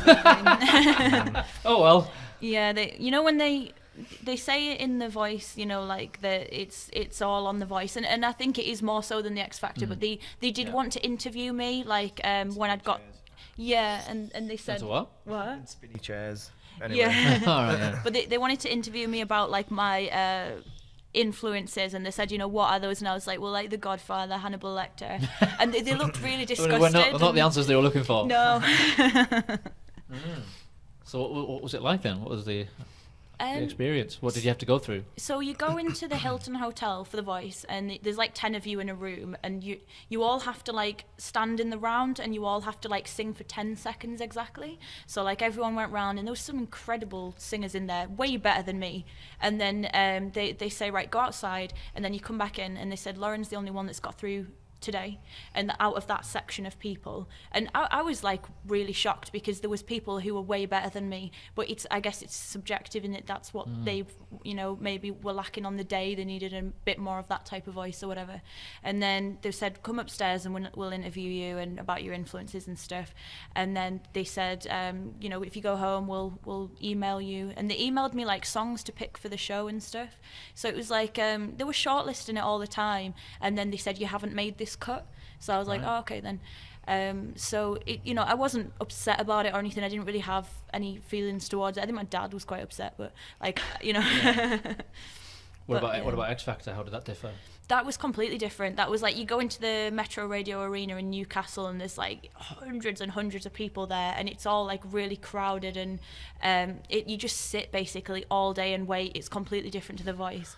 And then you go into this little tent thing, and there's like one person in there, and you have to like sing at their face, and like pretty intimidating. Yeah. And but I got through a couple of rounds on that as well. But it's the same. You don't get anywhere near the judges or the TV for so many rounds. So it's not how it appears on TV. Were they asking you all sorts of questions as well about you? Yeah. I mean, not so much with the X Factor. They didn't seem to care that much, but with The Voice they did. But I'm probably going to get in loads of trouble for like ruining all the secrets now. I wouldn't worry about it. No, I've never been a fan of those shows. But I can, if that's what some people want to do, then fair enough. But I just think it's exploitation. It ties in with all the reality TV stuff. People just wanting their 15 minutes of fame. Like I always feel like they put bad people in there on purpose. Oh yeah, definitely. Yeah. Because like you'll also, that person got through, and you're not blowing your own trumpet, but I'm way better than them. Yeah. I mean, some of them have got mental problems, and they'll ask them back year after year just to make fun of them. Well, they want like a sob story, don't they? Then we've got some sort of sensationalising it, I suppose. But I think the novelty has worn off. The viewing figures are not what they used to be. No. I think The Voice is probably doing better than the X Factor. Yeah, definitely. Yeah. But it's an interesting. It was an I remember when I first heard it. It was an interesting concept of them not be able to see them, just hear their voice. But I'm pretty sure they've seen them before. They're like shortlisted anyway. Yeah. I don't know. And people always say, "Oh, they've already chosen the winner," and the person who wins it's got a song out 4 days later in the charts. Like, yeah. But so you don't regret it, but you wouldn't do it again. I would say, personally, for me, I regret it. That, you know, same again, not belittling anyone who goes on them shows, all those shows, because it's everyone's personal choice what they do musically. But for me, it's not something I advertise. Let's just say that. But if anyone asks me, I'm not going to lie about it. No, I don't think you need to lie about it. I wouldn't be ashamed of it. It's not that bad. But I think you'll probably look back on it and maybe one day you'll think, well, at least I did it. Something to add to your resume. Yeah, it's an experience and it's a learning curve. And I was pretty young when I did it. So How long ago was it? So I think I went on the X Factor when I was about 17, and then The Voice. I think I was possibly about 20, 21, something like that. So yeah, like it is an experience, but not one I would repeat. I see in America they've tried a few of them shows where they try and look for a band, which is a bit more. Yeah, I remember MTV2 did like a thing like years ago, and you like know, Rockstar or something like that. You know what they call Birds versus Planes? Oh yeah. Like they originally on when they were called something else, Strasser Track and Field. Oh yeah. I kind of helped them to get to like a few rungs up the ladder anyway. Like that was pretty cool, but MTV2 doesn't even exist anymore. It's like. Well, the M stood for music. So yeah. It's just like MTV now. It's just as soon as they started doing those reality TV shows, yeah. like The Real World, that was the first ever, in like early 90s. The viewing figures were like, oh, well, let's do more of that, and then the music just kind of went, yeah, and then it just became a joke. And there was a thing last year about it got bought out by someone, and they were going to try and put the music back into MTV, but I've not seen. No. Not that I ever watch it. I don't have Sky TV anymore, so I don't know. But it used to be MTV used to be the be all and end all, didn't it? Yeah. If a video was on MTV, it was like, oh, you made it. Yeah, definitely. Now it's like if you get a video, you're like, and Yeah. It's like Top of the Pops, like, you know. I wish that still existed. That used to do be and I something for don't. bands to aim Some for, people, like- a lot of bands used to hate it because they would be asked to mime. Yeah. Yeah, And they but refused to do it. I don't know. Yeah. Like it was just another like wave, like because you could get like in the top 40 realistically and maybe end up playing in front of TV now. You could get on But, top 40. yeah, I somewhere. don't think that Yeah. works with the music model the way it works now because you Yeah. don't have album sales per se, don't you? It's like more Yeah. like streams and downloads now. Yeah. In fact, Yeah. Apple stopped doing downloads; they just do streams now. Yeah. So, I think that's part of the reason why it stopped because they were basing it on album sales. Yeah. And then it was like we haven't got a model to follow now. That makes sense. Yeah. But they do bring it back every once in a while for like a special, just for nostalgia. Yeah. I mean, that's been going since what, the 60s, 70s. Yeah, I loved when The Cure went on it and they mimed. Yeah, and, Nirvana like, did that as well. Oh, yeah. Yeah. Well, like Nirvana, there's one Kurt where was like eating the microphone, Yeah. singing in slow motion. he's like trying to do like he called it a Morrissey impression. but Yeah, it was yeah. like, Yeah. it sounded And they're nothing like smashing all their Morrissey. instruments. Oh, Matt Adamson was telling us about one band. It wasn't Nirvana. You remember who it was? That was Wheatus. Wheatus were on it Yeah. once, and the drummer, instead of drumsticks, had dildos in his hand. But he didn't. But obviously, he must have started with it, and then he slowly got Yeah. them out. And then Yeah. the camera was like panting it, and the director's going, "Pan away now, pan away!" All of stuff like that. But like TR5 Friday, do you remember that? With Chris Evans on Channel 4. I don't I know do. watch that. Too No. young, too young. Oh yeah, they brought that back a few years ago. Yeah, as they well, did. briefly. But that used to be another one that used to go out live. Yeah. And people like Sean Ryder kept going on swearing. And it was just like they just kept getting in trouble all the time, so it just got taken off. Yeah. And now they couldn't. I don't know. Did they do it live when it came back? I think it was. I can't remember. I'm not sure. I think it was live on a Tuesday night, and then Because that was part of its appeal. or something. Was the live, yeah. the Friday night live? You think, Yeah. what's going to happen here? Yeah. But they kept having him back on. And I go, well, just stop having him on. But they did used to have live bands, proper live bands on it as Yeah. well, which set it apart. But I don't know. There's no real platform to do that anymore, is there? Nah, I mean, unless we just make one. Yeah, but Live. YouTube now is Yeah. the platform. Yeah. You've kind of got to create your own sort of space now, haven't you? Yeah, definitely. Which I suppose makes for better musicians because Yeah.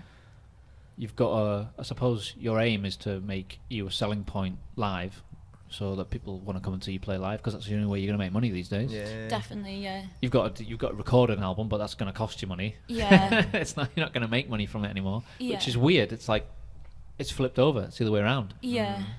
So, I mean, people say it's hard, but it is going to make everyone better at what they do, I think. Yeah, definitely. hopefully. I mean, Yeah.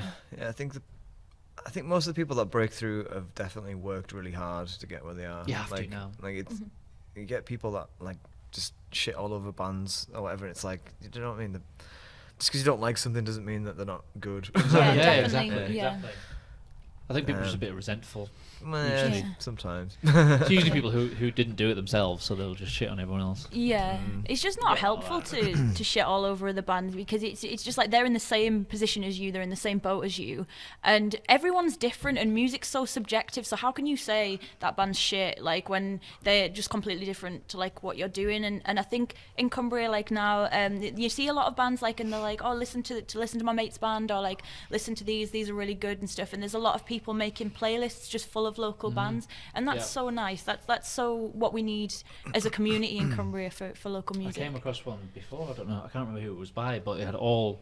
You guys were on it as well. Yeah. Cult 45, and it had loads of local stuff. and Yeah, people have been sharing it around. It's got quite a lot of followers. yeah, that's really cool. That But Spotify playlist, that's another way people can make money these days. Is if you get one of the really popular playlists. There's like people Yeah. who can try and like services that try and set you up with depending on your genre. I heard of Yeah. one band that they invented an album called the Sleep Album, and it was all just silent tracks. And they can't do that anymore. They got the, They've cottoned onto that. Yeah. But yeah, no, I remember They got reading the- about yeah, that. They got the fans to just play it, Play it and go to bed. I think Spotify changed their algorithm, so if it goes below a certain volume, it doesn't count. Yeah. So they can tell when you're trying to. But we can still yeah. make like a 10-hour long like epic just keyboard solo. Oh, yeah, That's yeah. what we'll do. Somebody slipped through the net and made money from doing that. That's brilliant. Yeah. If you had a lot of fans, they just thought, yeah, but you could. That's technically what you do now. You just get your fans to just play, just play your Yeah. music. Yeah, just put it on repeat and go about your business. Like it'll be fine. But I'm hoping eventually that like the digital side of it you'll get a bit more money for it. Yeah. 'Cause that's the only thing that lets it down, really, is definitely, yeah. like 0.02 pence per stream. Oh, yeah. Yeah.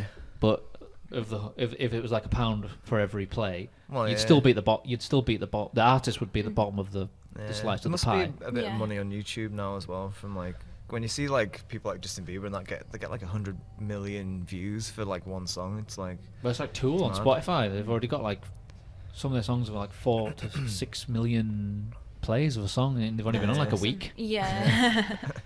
But they're such a dysfunctional band that it's taken them that long. They're only. I think he said the only reason they're doing it is because they've put new music out, so we might as well put all our old stuff on. Yeah. But then also, if they don't, then no young fans are going to discover them, because that's the only way they're listening. If you're only on CD, you're going to miss out. Exactly. Yeah. So someone's probably explained that to them along the way. Yeah. Because they're going to put the new release on there, obviously. So you might as well put all the old stuff. But I mean, it's just gone. Yeah. A few bands resisted the online side of things for a while, but they're all there now. Yeah, I think so. Like, You just got to face facts. Yeah, I mean, some bands it was like legal issues and stuff, wasn't it, for a while? Like the Beatles went on for ages because of. Well, they didn't own their catalogue. Yeah, so. it was something all the people that owned it were like arguing about it for who ages, gets I think. what for it. Yeah, 'cause I think Michael Jackson owned it all at one point, didn't he? And then he sold most of it, and then it's been. I don't know. It's a minefield. But that's part of it these days, isn't it? That some people are like, I don't want to have to, but you have to. Yeah, you've got to go with the times, and you kind of got to keep on top of things as well, haven't you? Yeah. You've got to. Are you quite organised then? Are you the leader in that way? I'm not organised. Who's the organised one in the band? Yeah, definitely. Definitely Rod. Definitely. Of course he is. But someone has to be. Yeah, definitely. Yeah, Someone shit has done. to. Yeah, I'm not organised. I try to be. I wrote a list of everything that I want to have completed by the end of the month, and I sent that to Rod, and he was like, "That's really good," but he says, like he'll have to remind me, Lauren, we kind of need to do this and this and this, because it's things that I haven't really thought of. Yeah. And I got so snowed under with one thing that I forget about something that's actually equally important. So That's the bane of being a creative, isn't it? You get so focused on something that everything else just goes out the window. Yeah, your brain's just everywhere. Like. But sometimes that's what you need to be able to focus on, the creative side of it. Definitely, and the other stuff has to go out the window, otherwise you wouldn't come up with what you come up with, I suppose. Yeah. Oh yeah, definitely. It serves its purpose. But like you need to balance. You need ideally you just want to be able to focus on creating. Yeah, definitely. So let somebody else take all I think creators tend to be less organised in general, don't it? It's like it's one of those personality traits, I guess, of creative Those types. people always have like an assistant that make a note of that. Yeah. Remind me to do that, because otherwise I'll just forget. But then they can just focus on what they need to focus on. Yeah, we need a manager. Well, yeah, like definitely. I think in the past, if like bands were more likely to get signed by smaller labels or whatever, and then you'd get all the help and they would do all the other stuff for you, so you could concentrate on the music. Yeah. But now it's like you've got to do everything yourself. It's like Yeah. it's a lot more.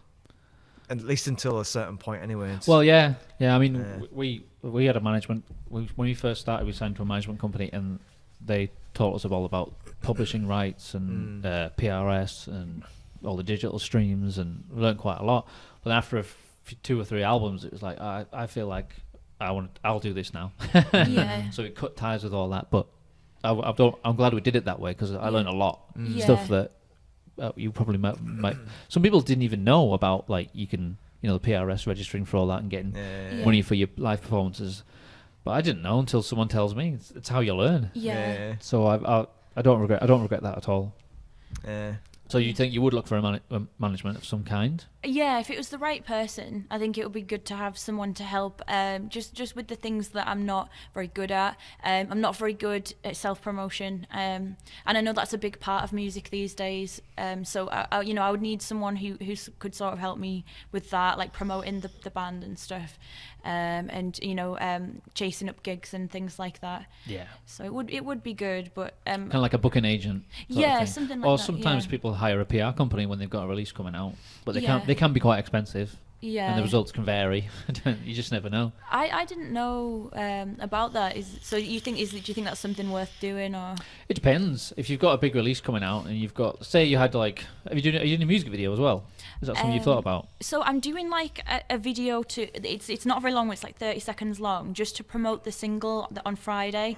Right. So it's just like something that I've put together myself, but not a full music video, because I think it's more the fact that music videos cost a lot to make. But you know, eventually that's something we definitely want to do. It's just, you even start with like a lyric video. They're nowhere near as expensive, but they can be very effective if you get someone really good. Yeah, that's a good shout. Yeah. But yeah, PR companies, we have used them and we haven't used them, and it's just getting the right. I mean, it's a lot of money, and sometimes you don't see a return on your investment, but sometimes you do. So I can't say either way. But if you know someone, or if you have contacts, and you can say, who should I contact to help promote this? It's just, you know, like to reviews in magazines or on music websites and stuff like that. They can help as well. Yeah, definitely, and anything like that. So like any review in like a paper or anything like that, so it has been good for us. And also like our friends, like, you know, like my friend the other day like shared one of our posts, and a lot of his friends sort of interacted with it, and I noticed that our likes on our page started going up. So I think sometimes it's just like you can help your friends out, and by liking and sharing their stuff. And we get more downloads in the US than we do in the UK now. That's awesome. Pretty much since turn of this year. Yeah. I don't know why that is, but that's really cool. So, but you just can't predict. You just can't predict things like that. And I mean, have you had some good feedback have you had many actual reviews of your stuff yet? I've only sent the actual EP off to one person, so because I want to get the artwork back, and then I'm gonna send it off to. Because they always want to print that in there. Yeah, definitely. So that's what I'm aiming to do this week, to get that done, just get it sent off everywhere that I can. I mean, like, I'm looking forward to hearing people's thoughts on it, you know. Well, that's always the good thing, is to hear feedback, good or bad, or just honest feedback. And it's the same as when you play gigs away out of town, that you've never, to people, new towns. It's the same sort of feedback, like. Yeah. But at a gig, if someone's coming up to you and telling you that they like what you do, then that's genuine, because they don't know you. They've got no reason to talk to you. They've gone out of their way to. Yeah. If they don't like it, they'll just leave. Yeah, exactly. So it's always good to get that kind of feedback. But it's the same with reviews as well. And sometimes they'll make points that you haven't thought of, or they'll have opinions. Oh, fair enough. Yeah. Oh, yeah. Constructive feedback's always welcome, because it's just like, you know, that's how you get better. That's how you improve, and that's how you become self-aware through people giving you honest feedback, rather than just being like, you know. Kissing your ass sort of thing. Yeah. I always found like the more we went on like reviews, Kerrang, Metal Hammer, and all the magazines, the more reviews you get from different releases. You know, people like ask you questions like, so what do you guys sound like, or what do you play? Like, they tell you what you are. Like, as the years go on and people describe your band, you go, I guess that's what we are. Rather than trying to describe it yourself. Who are we? What do we do? Do you know what I mean? Like, other people sort of tell you that. Yeah, I mean, I think that's something I've struggled with, is just what genre are we? I don't know. Psychedelic. It's not always a bad thing, that, though. R&B. We would like this multi-genre. Do you think it becomes like a self-fulfilling prophecy, and you like sort of like you evolve into that, what they've said that you are? Probably, or just try and avoid it. Just focus on doing what you do. Yeah. People always want to put labels on things and put you into boxes. Yeah. Just because it's easier, I suppose. But your genre might change as you go along. Yeah, but I think genres have become pretty obsolete now, because, like, you know, what would you describe Billie Eilish as, stuff like that? You know, it's just like the genres don't seem to exist that as the way that they did. No. They're not as rigid and. Yeah, that's true. They don't hold as much weight. Yeah, definitely. Or they're not as important as they used to be, because there's so many different categories of things. Like metal's a prime example. Yeah, definitely. How many different like sub-grind core. It's just like, it just goes on and on. I don't know why. I don't know where that's come from, but it's not just metal anymore. So how many? If someone said what genre are you, what was the closest you could get to? Probably. I don't know. I used to think it was like psychedelic funk pop. Yeah, that. But like, it's more R&B now, but it's still got those like influences, I guess, and I know, and it's like alternative rock at the same time, but I think like, and I think your voice has a lot to do with categorized, because I always think like Yeah. Dave Grohl. If you think of Foo Fighters, if it was like a really heavy voice with that would make the whole band a lot heavier, I think. But Yeah. because he's got quite a soft voice, it makes Yeah. it more accessible. Yeah, definitely. So I think you've got quite a soulful voice, I think. Yeah. So that steers the genre in a slightly different way. Yeah. Because if you had Yeah. music on its own, that's completely different, Yeah, it is. Yeah. which is a good thing. Well, yeah, If it's definitely. difficult to pin, if someone can't pigeonhole you, I see that as a good thing. Yeah. Yeah. Yeah, definitely. You should hope so, and then because that's how the best artists come through, by being a little bit different to everyone else. Yeah, and exactly, then, absolutely. and then they become what's the word? A pastiche of themselves, and become awful. But you're always evolving and always changing. Yeah. Yeah. I imagine that will continue to happen. Oh yeah, Yeah, yeah. definitely. Plus, Yeah. you guys as a group writing songs, that will mold itself and change shape as it goes along. Yeah, you're constantly becoming aware of new influences and new ways of making music, and there's like people that I only discovered in the past couple of years that have really massively influenced our sound, like Mac DeMarco, even Tame Impala. I've known about them for a long time, but I've started becoming quite obsessed with them this year, and Stalking them. Yeah, stalking them. Yeah. No, I know what you mean though. Yeah. So who's your favourite artists at the moment? Or do you listen to much current stuff, or are you more older I stuff? don't know, I went to Kendall Calling the other week, and all the best bands are ones I'd never heard of before. So That's good. Yeah. That's what I like about festivals. Yeah. Like you have the ones that I'm definitely going to go and see them, but Yeah. I like to just wander around and go. Oh. Yeah. Yeah. Yeah, Like- just whatever you see that attracts you. But yeah, I can't even remember what they're called. There's some, Pompoko. what? Pompoko. Pompoko. Yeah. Which one was that? All right. I thought that was who you were on about. I think that's on like Luke and that went to see. But I Alright. can't. Yeah, I don't. Yeah, I can't remember any of the names now. It's awful, but there was some really cool stuff. But Kendall Collins, it's good like that. Whereas there's a lot of curveballs there. Yeah. Bands that you like never heard of them, but Chai they Walla like blow stage, like blow you away. sort Yeah. of mad jazz bands, but like punky, funky jazz and stuff. I don't know. It's like, yeah. That sounds interesting. Have you seen the Lancashire Hot Pots? I did, like, I've definitely seen them at one point, because Oh, I've hilarious. been there quite a few times, but They're on most yeah, years yeah. on the main I think- stage. yeah. They're always opening the main stage, but it's always packed at like lunchtime. But yeah, no, I don't think I've really watched them properly. I've definitely seen bits. Yeah. But, They do very well. They do yeah. very well. It's like the novelty sort of comedic. They're like what did I describe them as? Like Peter Kay music version, yeah, Yeah, that's cool. writing songs about chippy tea, yeah. egg sausage, chips and beans. Do they do? Is it like a bit of stout or something like that? Oh Is that someone else? no, that was them. Yeah. Could that be the beer Olympics? Yeah, they had a song that they got a cease and desist from the IOC, the Oh, Olympic right. Committee, Yeah. because they had a song called Beer Olympics. Yeah. So they rather than sack the song off, what did they call it? The It was quad yearly. What was it? Quad yearly I can't even remember, Beer but it was like a Championship. 12-word title. that they had to remove the word Olympics. Quad yearly. Is it alcohol? It's just so, but they had T-shirts done with it on as well. Yeah. But yeah, they actually got a proper cease and desist letter from the Olympic Committee. I wanna He's find going to it. look it up now. We should change the band to Delagrave Olympics. See what Does happens. Delagrave bring up anything else when you Google it? A French hospital. There you go. Did you do that before you? Did you look it up I before did, yeah. I mean, maybe I'm going to stumble on something and it's actually going to be like copyrighted or whatever, but Too late. yeah, it's too late now. So where did Delagrave come from? It's I think it's like a French adaptation of my surname. Oh, right. Because its surname is very morbid. Graves. Yeah.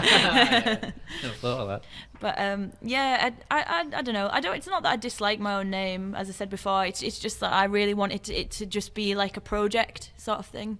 But if I'm honest, if I could change the band name now, I would. You I would? think, I think it's fine. I think it's a No, good name, I don't think like- you should. Oh, thank you. I think it works perfectly. Plus, when you Google it, nothing else comes up. Yeah, that's That always is a good sign. That's a massive problem these days. Yeah. There's so much out there. No, I think it's fine. Thank you. I think it fits in because it's kind of your name, but it's not. Yeah. And it's if people don't know your name, but they just come across, and it's just a band name. Yeah. They'll put us next to De La Soul in the. Yeah, that's yeah. the thing. Yeah. It'd be fine. But it's like if you analyze some bands that you love, like Pink Floyd, what the hell is that? Yeah. Oh, yeah. It's mad names. Like even like Tool. Yeah. What is that all about? Yeah, just names that stick. At the sometimes, end of the don't day, they? it's just a name.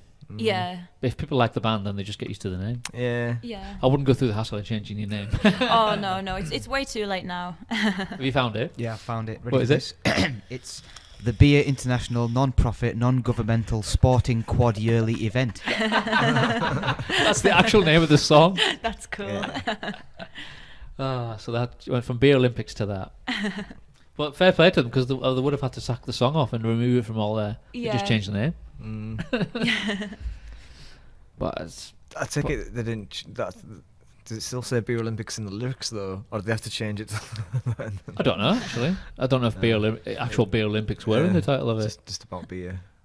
That's all, But there's been quite a few things like that over the years with bands nicking other bands' song titles or music or. Yeah. Well, there's a lot of songs that have got the same name. Like there's a lot of songs called Fade Away. Yeah. Don't Look Back. Yeah. Various variations of that. I don't think that, like if they called the same thing, I don't think there's usually any issue with that. It's when they if they use the same chord progression or the same intro or even then it's like some songs have obviously got the exact same chord progression because it's like that 4-chord song, isn't there, that you can play loads of songs on. So I don't know how complex a chord progression has to be before they'll actually sue you, or if it's just in case you make money and then they're going to sue you, otherwise yeah, well that's true. Yeah, because Radiohead sued Lana Del Rey, I think. Did they? Yeah, because one of her songs, and when you listen to it, it does sound like Creep. But someone, I think, actually found out that Creep sounds very similar to a song from the 70s. So it's. So they nicked it off them, but they nicked it off them. That doesn't matter because they nicked it off them. Where does it end? People always recycle ideas. Yeah. Like now, how hard is it to do something completely original now that hasn't been done before, or doesn't sound a little bit like something else? Yeah. If you can do that, fair play to you. You need to not use any instruments. No chords. You can't use any chords. They've all been used. They've all been done. But no, keep going. But you've just got to, like you say, you just need like a different perspective on stuff that's possibly already been done. I wouldn't worry about it too much. Just go with whatever comes out. Yeah, I stress about it a lot because I would never, consciously rip off another band. But I always think, what if this song sounds like someone else, and then someone sort of makes a point of saying about it. But it's just like you cannot write something completely original. No, it's impossible. What somebody might have thought of the same. It's like comedians. Yeah, they're sometimes worried like. He thinks I've stolen his joke, but I've thought just because he came up with it first, I thought of it before him. I just never got around to writing it. There are some comedians who are famous for stealing other people's of course, jokes, of course, like Robin Williams and stuff. Yeah, stuff that comes out later on down the line. But I don't know. It's part of there's so much gone before us. You're not going to be able to do anything completely original anymore. Yeah, you just gotta. But you can't let that affect what you're doing. You've just got to go with it. If someone comes up and he goes, that is a rip-off of this, and you go, even if you didn't mean to, you're going to go, fair play. Yeah. Yeah. But I think as you go along, it won't be an issue. Yeah, definitely. You get more chilled out as it goes along, definitely. I used to be like really anxious about every sort of aspect of it, and like now it's just like, some things you can control and some things you can't, and... Don't worry about it. Yeah. There's no point worrying over stuff you can't control. Have you been compared to many people? The band, or you? I get the Amy Winehouse thing a lot. Looks wise or voice? I'm not sure. I assumed it was voice, but it could be. I've got black hair too. I think you've got a similar kind of range, but you definitely don't sing like her. Like, because she puts on that like fake New York accent or whatever. It's just like I don't know. Yeah, I think it's quite a lazy comparison, and I love Amy Winehouse. She's one of my favorite artists of all time.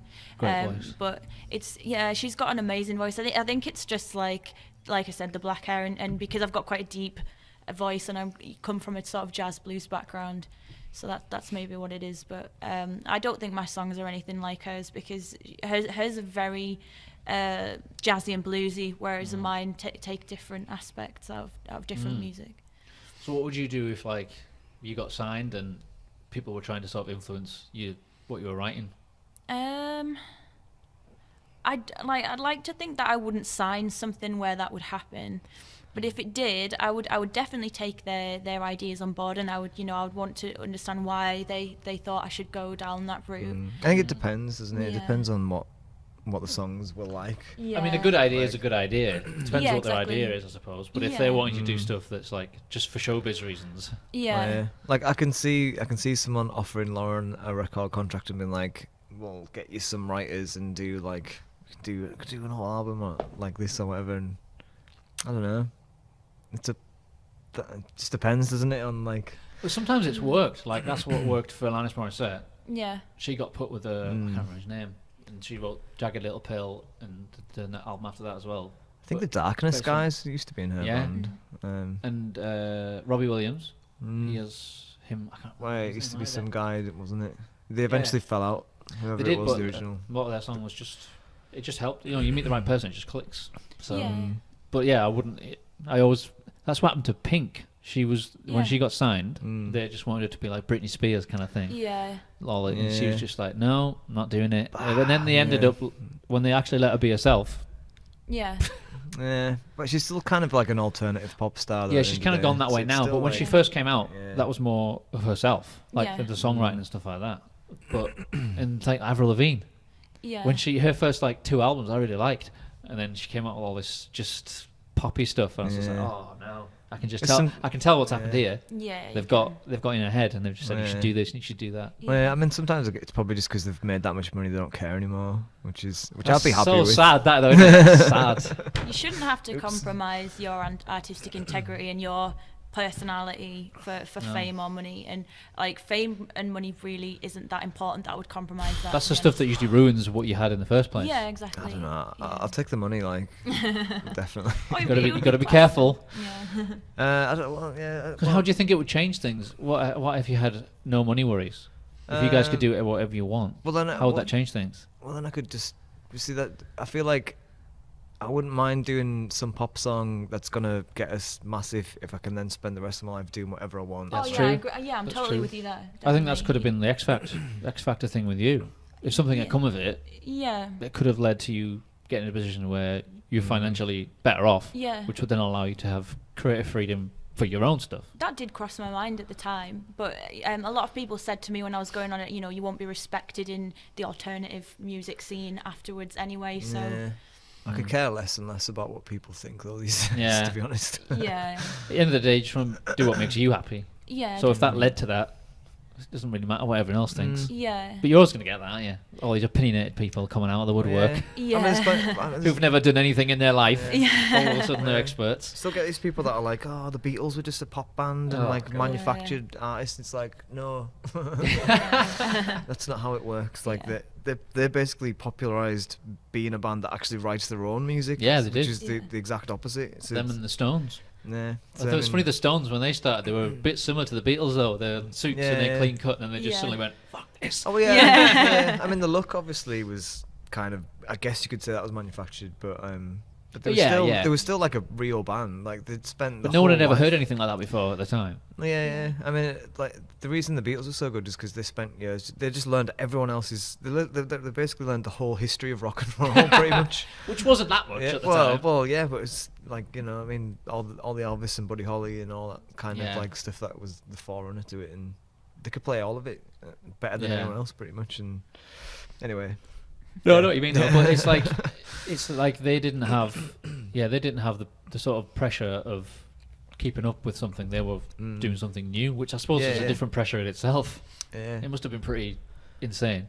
Yeah, I think that's how you do come up with something new, by knowing everything that's came before, though. And like I think that's where a lot of bands struggle these days, is that they don't really like they don't listen to enough stuff, or like The think- limited amount of Yeah. influences, and they just use that. they're like, Yeah. I really love this band, I'm just gonna make music like that. And it's like, well, they were they followed on from what came before them, and then there's been all these other bands that have been inspired by that, and it's like you have to Eventually, try and take it all. wherever you start out, you should find yourself.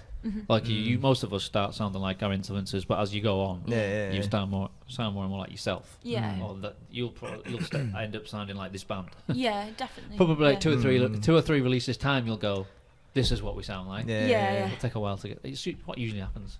Yeah, I'm still developing my sound, definitely. Like when I listen to like recordings from a while back, my voice has changed in the way I phrase things. Because if I'm honest, when I first started out, I did used to like phrase things in a very Americanized way, and I think it's sort of like there's nothing wrong with that, but like I wanted to like do it in my own accent eventually, and there's still bits where I don't really sound like me, but I'm trying to be like more like me.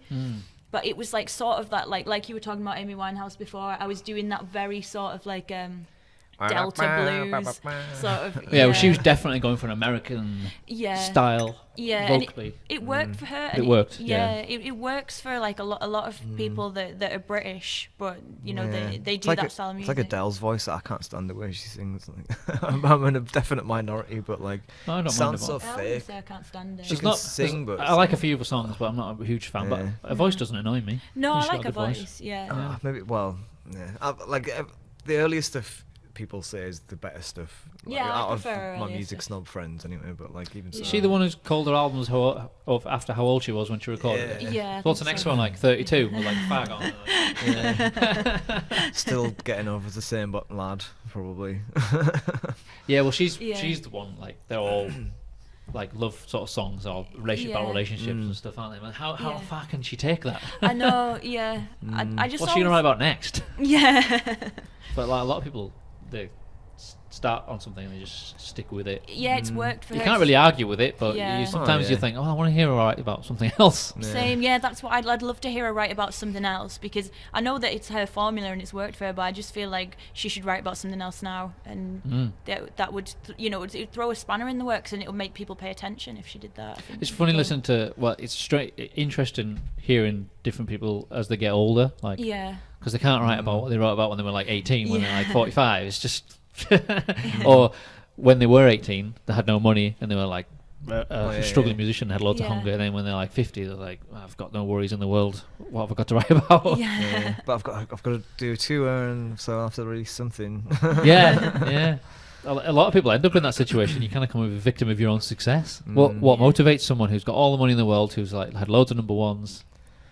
What that was that would be when like a pure love of doing it should come out. Well, well, I think ultimately it is about, even if you're not necessarily doing something that you absolutely want to do, you're still doing music, which is still your passion. It's like all these session musicians and stuff, like they're in the business, they're in the game. It's like I don't know, it's a bit harsh the way some people are like, oh, you're a sellout because you're not playing like Delta Blues or whatever it is that you says your passion. It's like, but I think that goes back to the advantages of taking breaks from it. Yeah. So you don't end up like that. Yeah. Go away, take a year off or 2 years off. Yeah. Don't do any music, and come back and you'll have a totally different approach to it. Yeah. Well, I don't know. I'd probably just play drums for someone else. Well, you just change instruments. Yeah. This year drums, next year bass. But that's an advantage. Some people have one instrument, and that's what they do. Well, yeah, it definitely like has kept it more interesting, like mixing it up over the years, doing different stuff. But yeah. Do you want to do another song? Yeah. Do you want to do a new one? Mark, just go to. Yeah. No worries. Cool. I'll see if I can find it. See if I can find my capo. El Capo.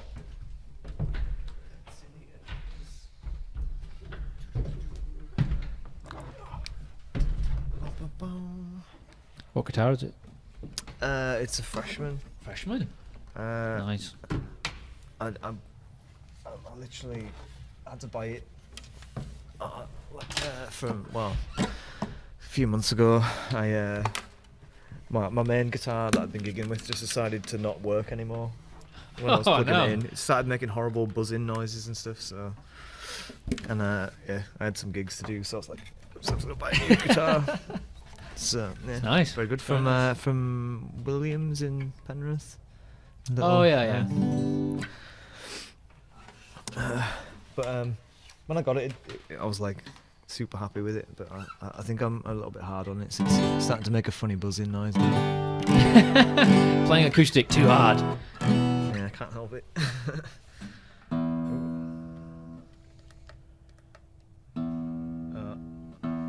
Good job I don't need to plug it in because the battery's just died as well.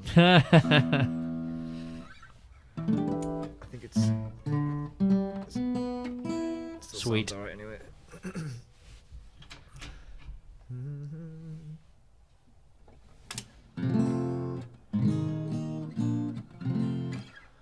Just gonna put the mic down towards the Oh, guitar yeah. and then go.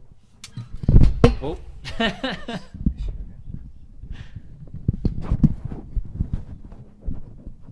I'll do. Push it right up. Okay.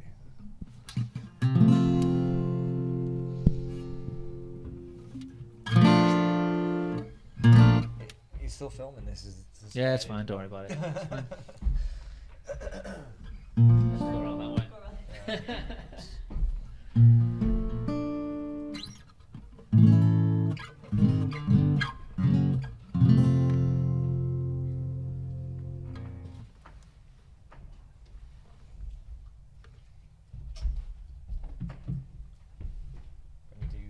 Forgiveness. Forgiveness, I guess.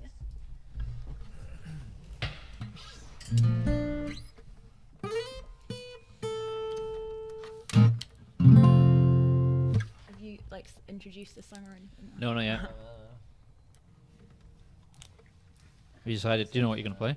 Yeah. We're gonna play Forgiveness. And this is from the new EP. Brilliant.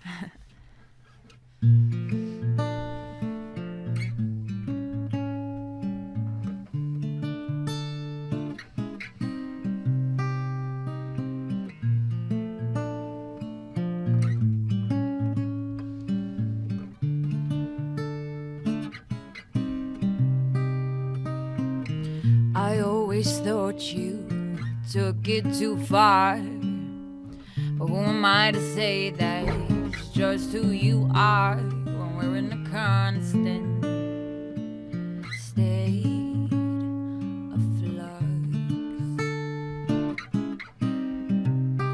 But I can't decide if forgiveness is a privilege or right. I can't decide if forgiveness is a privilege or right. To feel peace of mind, to be free from worry, to forgive someone who isn't sorry. And I can't hold these hot coals anymore, 'cause when I throw them at you, it hurts me more. And you can't hate my soul anymore, 'cause when you speak your love to me, it hurts you more. Can you still feel my penetrating gaze? And mind games give you migraines, but things change, I'm not the same. Now you decide if forgiveness is a privilege or right. Now you decide if forgiveness is a privilege or right. To feel peace of mind, to be free from worry, to forgive someone who isn't sorry. And I can't hold these hot coals anymore, 'cause when I throw them at you, it hurts me more. And you can't hate my soul anymore, 'cause when you speak your love of me, it hurts you more. And I can't hold these hot coals anymore, 'cause when I throw them at you, it hurts me more. And you can't hate my soul anymore, 'cause when you speak your love of me, it hurts you more. You can free yourself if you just accept it.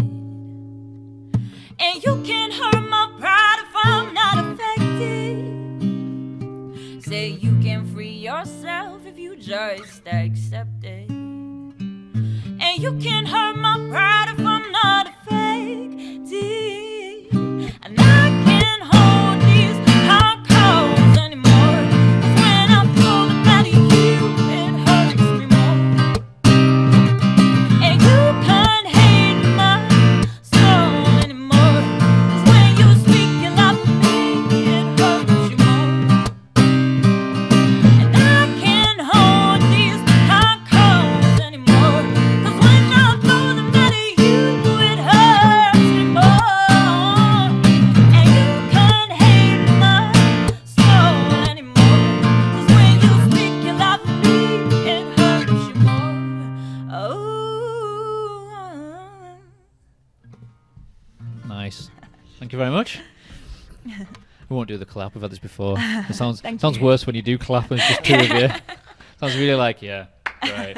Everyone's you. clapping at home. No, that's really good. Really good. Thanks. So what's that one about? It's like, you know, like Buddhist philosophies is very like focused on forgiveness and things like that. And that like when I read that, it really resonated with me, because every time I felt angry towards someone else, it's like hurt me. It's like it's hurt them and it's hurt me. And like, you know, obviously when something's wrong, you have a right to be upset, and you have a right to confront that person. And but I think you know, eventually, like, it's healthier for you and them if you just forgive them. And Yeah. So it can be a waste of energy, oh, definitely. like Yeah. being Well- holding grudges and. Yeah. I think yeah. That song resonates with me anyway. Like, Yeah. definitely, you have to forgive people that, you know, don't even want your forgiveness sometimes.